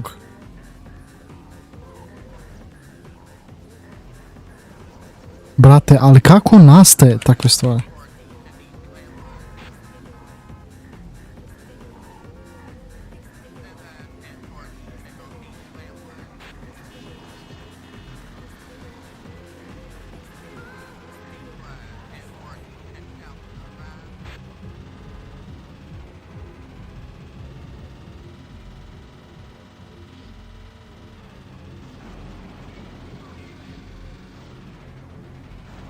Kako da vidim ogradu, o čoveč.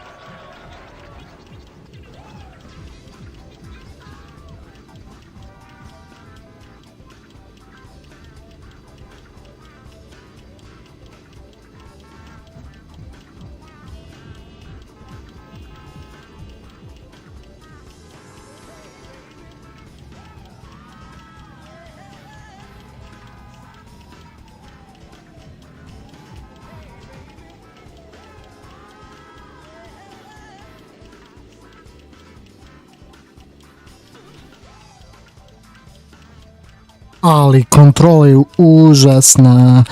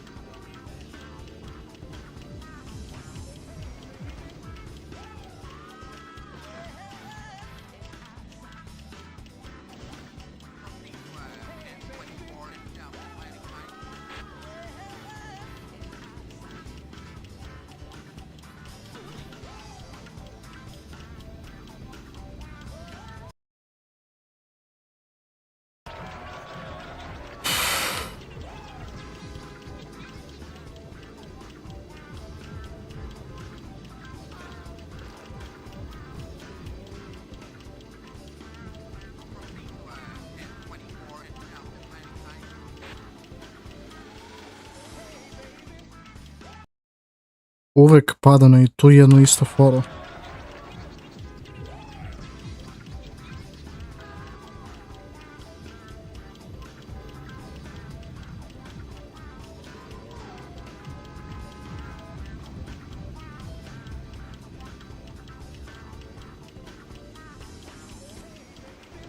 Šta mi je danas? Šta mi je sa mozgom? Nešto mi nije dobro.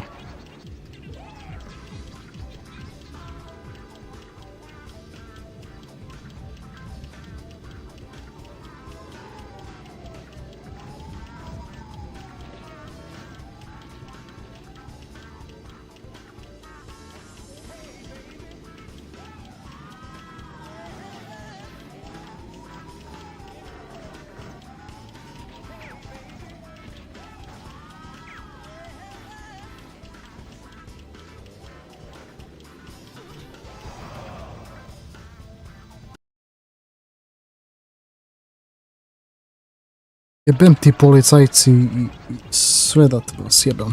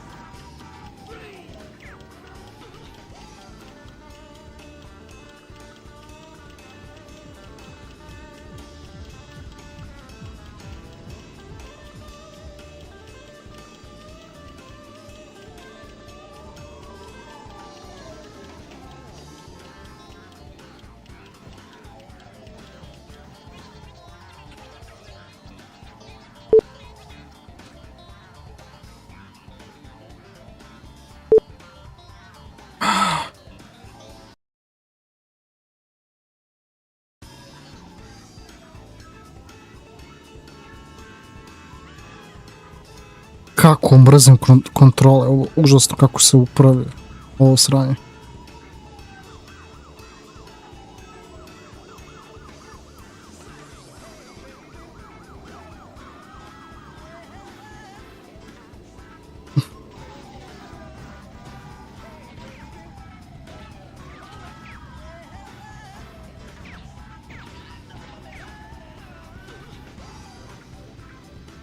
Šta pucaš, mamu li ti, ja jebem.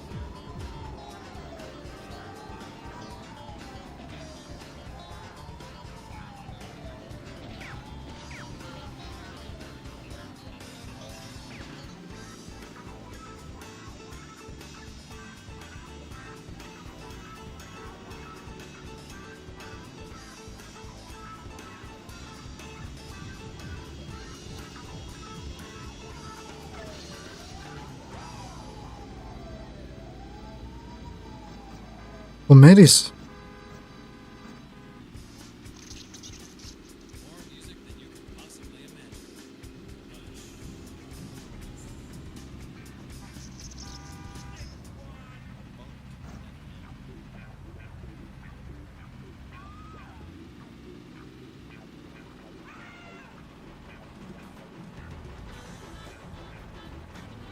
Ne daj Bože da neko igra o majki.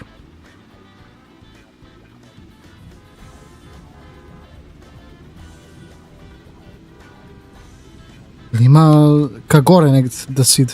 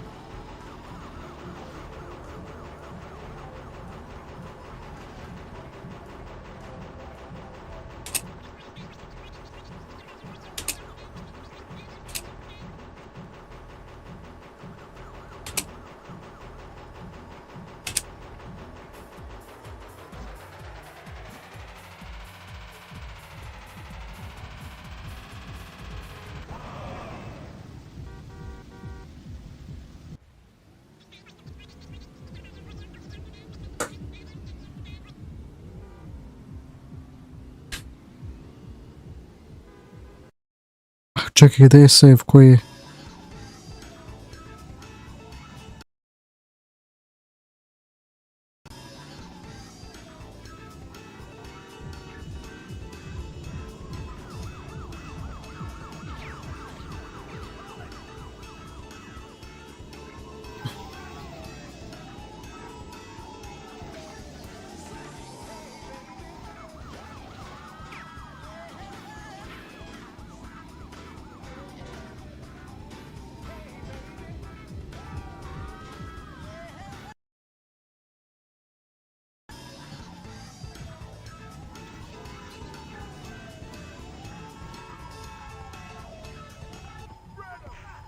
Mrzim kako svaka jebena piksel te jebe.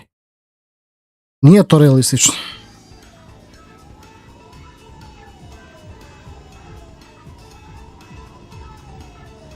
Još su fizike ono... Kuku bože, brat. A gdje njima uđe u glavu da bude kao ping pong fizika, buraz, razumiješ?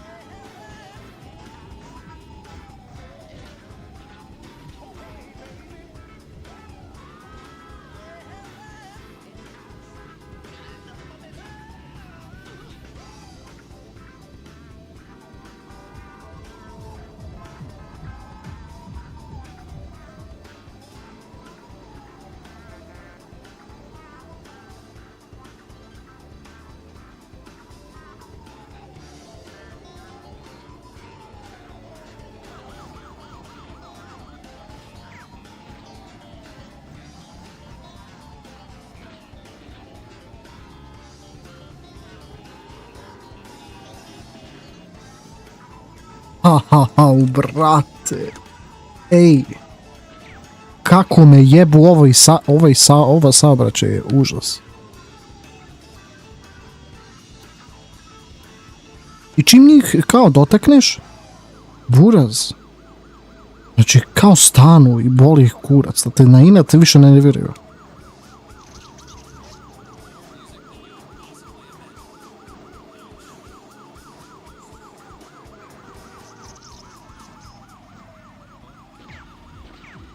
Pušiš mi ti kurac, pucaš mi iz mog kurca, bre. Mani me. Ne mogu, brate.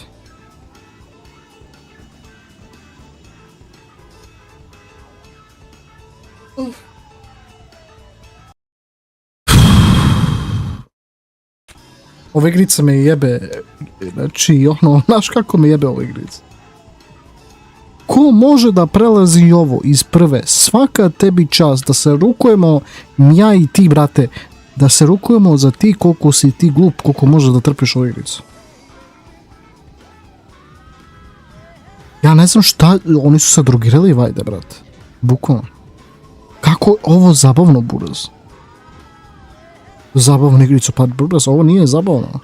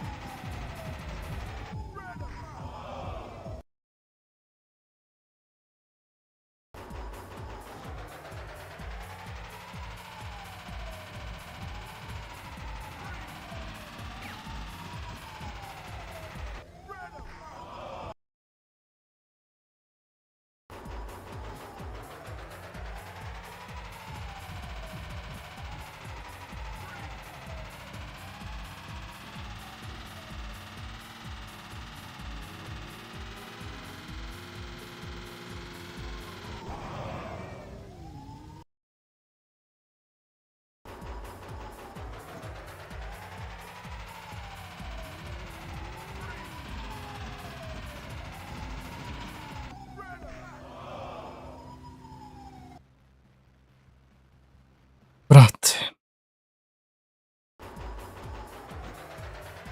Dokazano, hvala ti plavuk iz moj.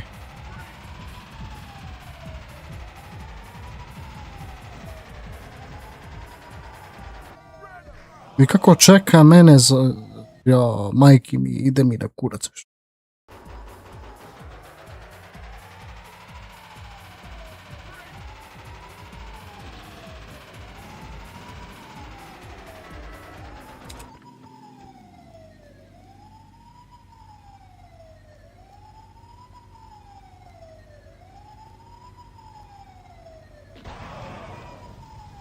Evo ti kurac.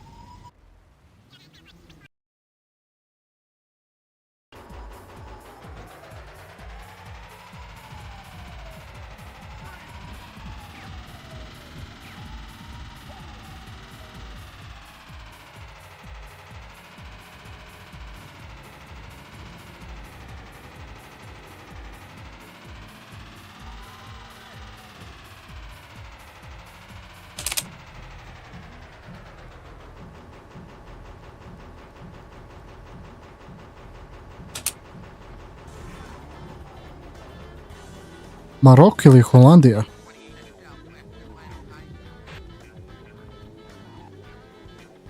Ne znam, to će biti veoma teško, brat. Ja bih volio da znam odgovor za to isto.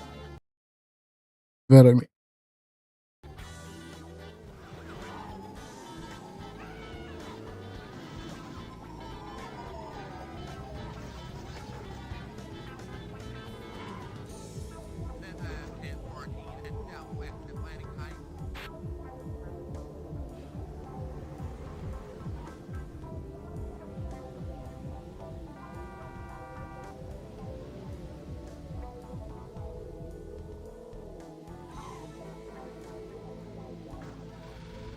Šta ti misliš, brat? Maroko ili Holandija?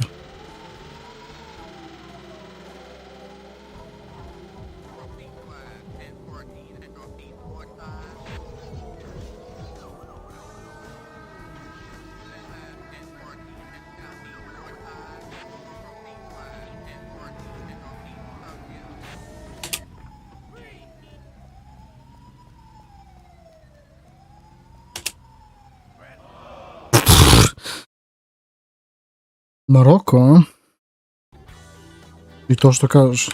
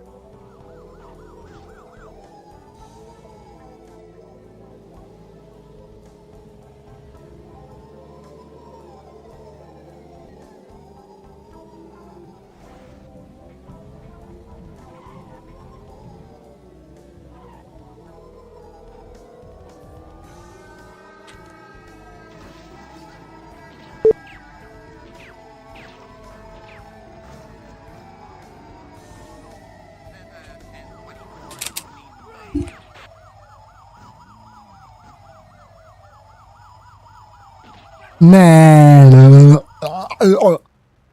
Brate, ja ću da umrem.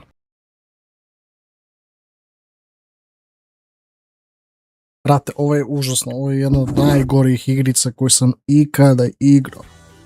Čoveč.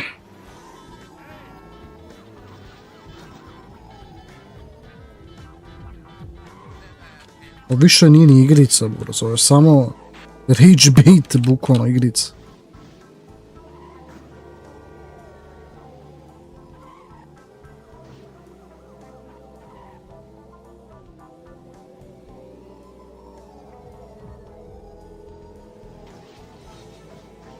Ma hvala ti puno za to.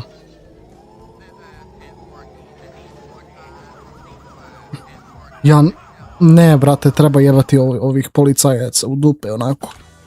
Što ne obre, oni se ne jebu u dupe ovako nekad, znaš?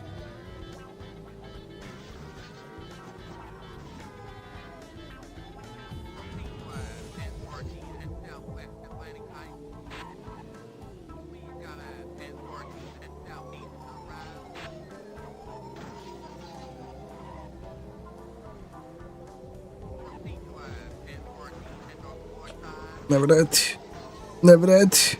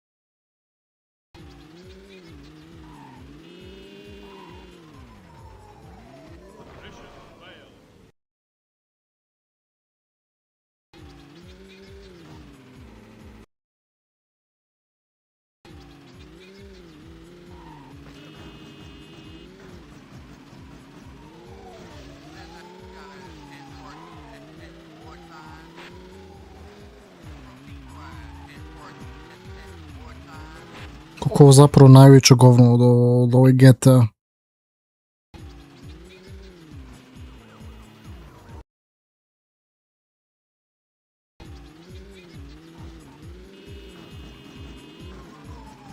Pa begaj!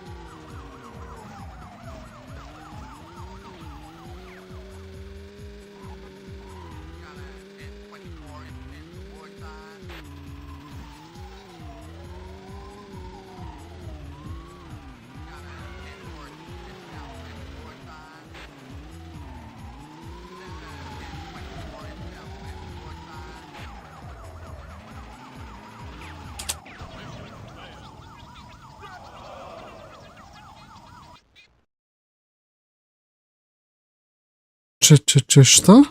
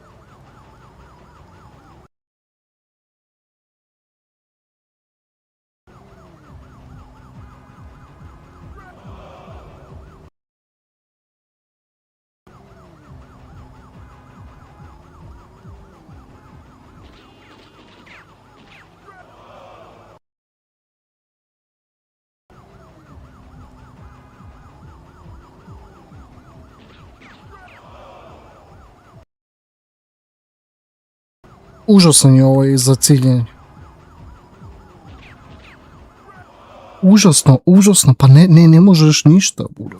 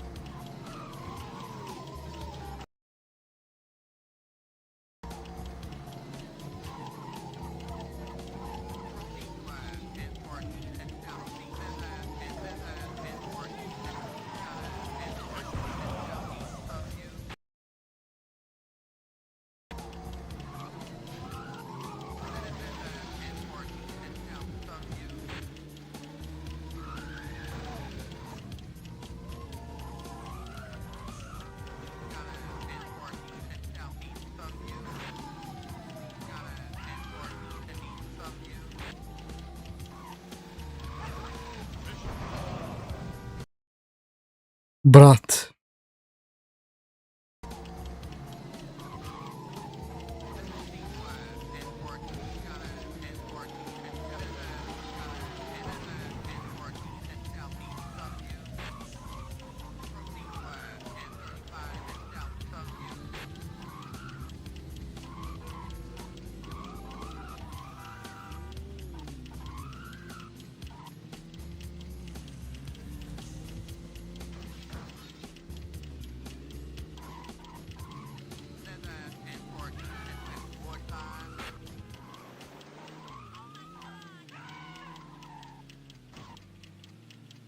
Aha, tu treba.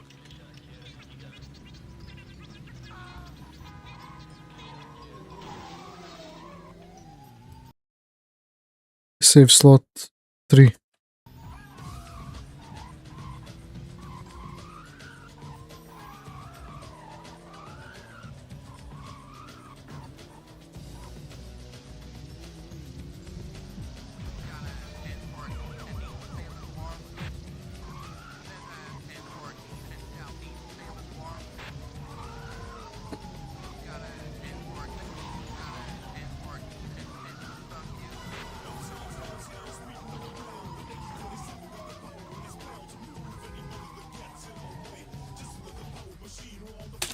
Mission complete.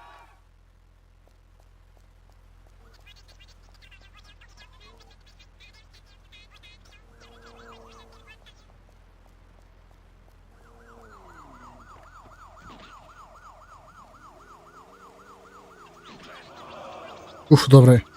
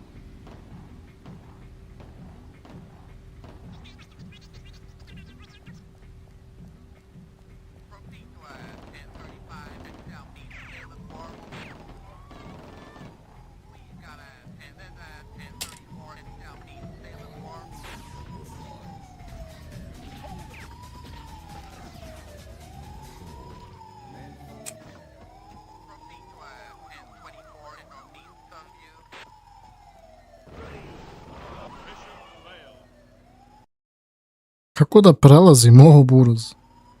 Sad čekaj. Ja moram da istražem ovo.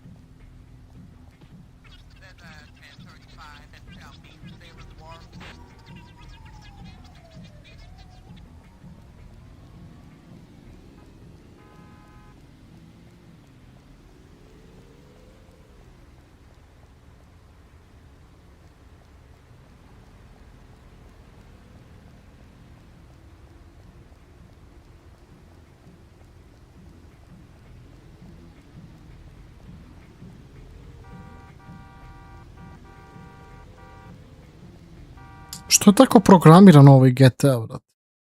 Užas.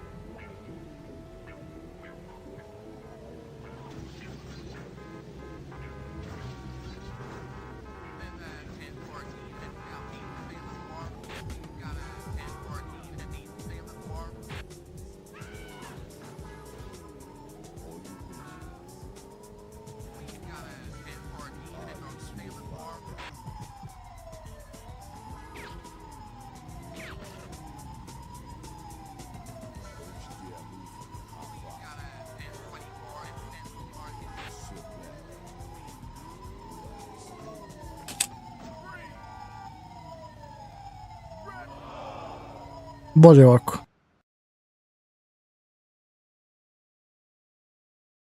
Da mi ne smaruju za džabe.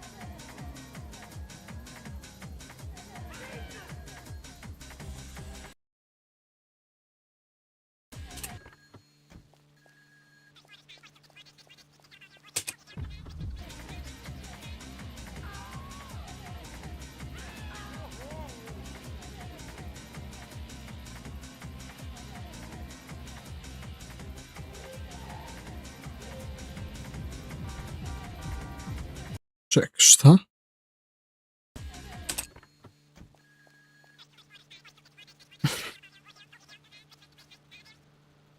Poliska.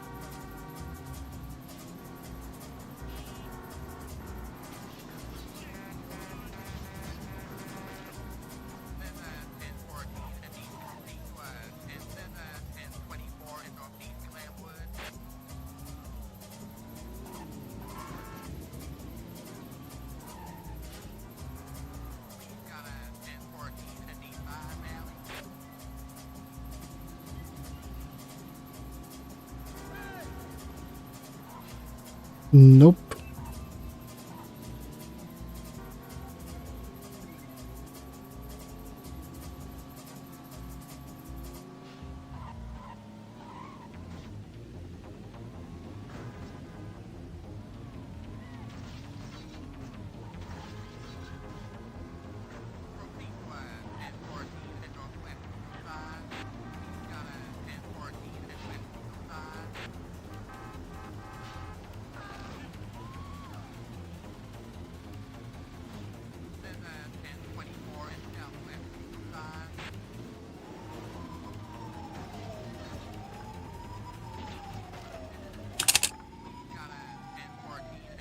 Jedino ovako, brate.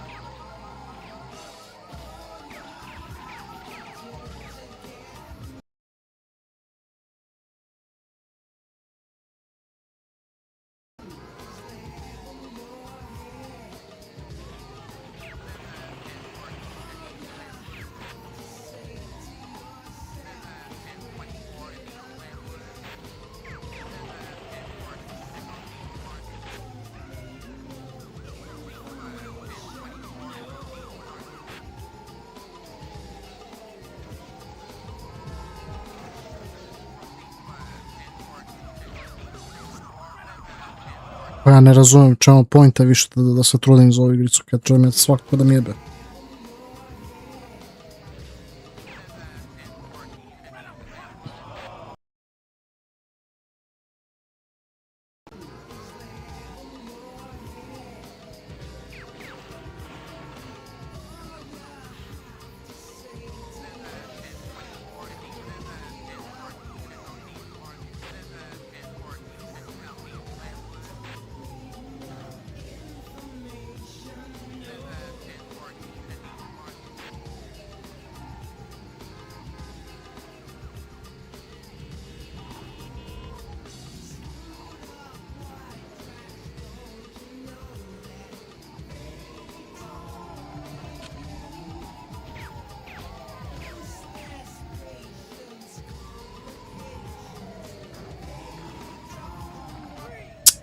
Ali kako da znam gde i kako, šta, brate? Ovo nije očekivano iz prve da možeš da uradiš sve. Nimalo, brate.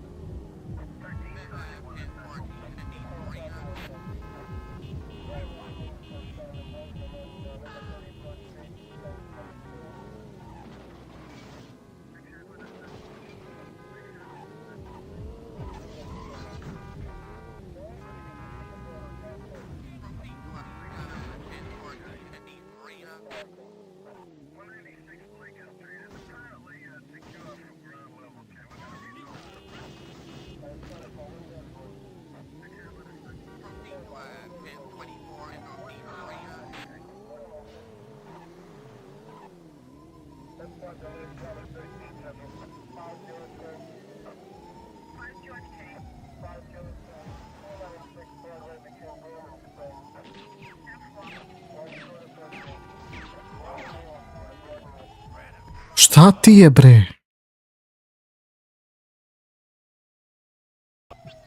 Šta me prati?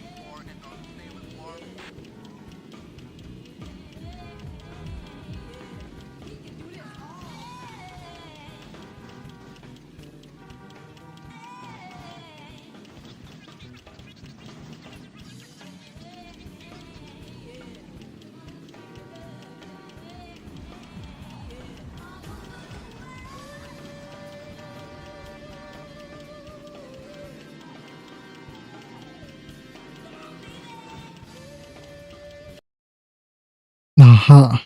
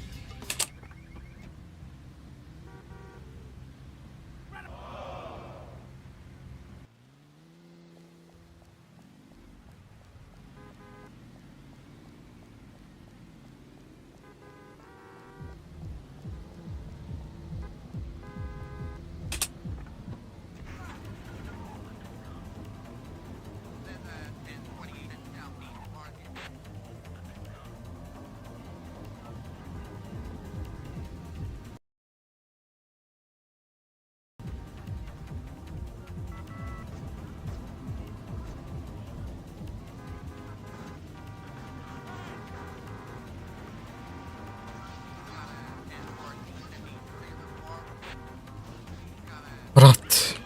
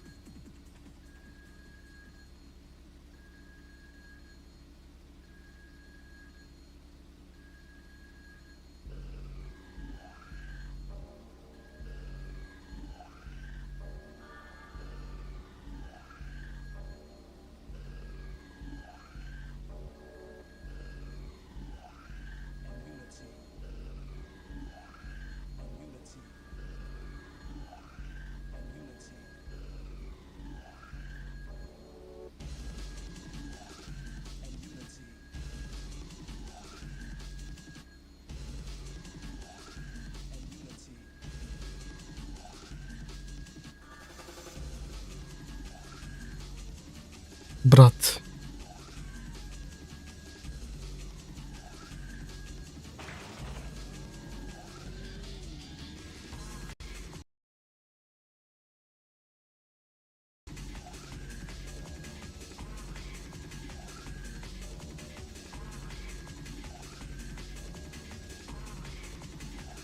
Nema teoretske šanse da ću ovo izdržati. Ništa, onda sutra ćemo da prelazimo ovaj makar prvi level iz ovog San Andreas, tako da da. Ništa, ajde pa se čujemo, se vidimo zapravo kasnije, sutra, večeras, ne večeras, sutra uveče, tako. Da. I da, ništa. Ajde ništa, idemo i aj pa se vidimo. Lepo mi spavajte svi, laku noć, lepo spavajte, pa se mi i vidimo sljedeći put. Tako. To je to, ajde. Ovo će biti užasno dugačko, ovaj GTA 1, a kamoli London i GTA 2. Ali dobro, vidjet ćemo, ajde. Ništa, vidimo se. Pozdrav svima, sasubite, lajkujte, šerete, vidimo se. Ćao. Laku noć ljudi, laku noć.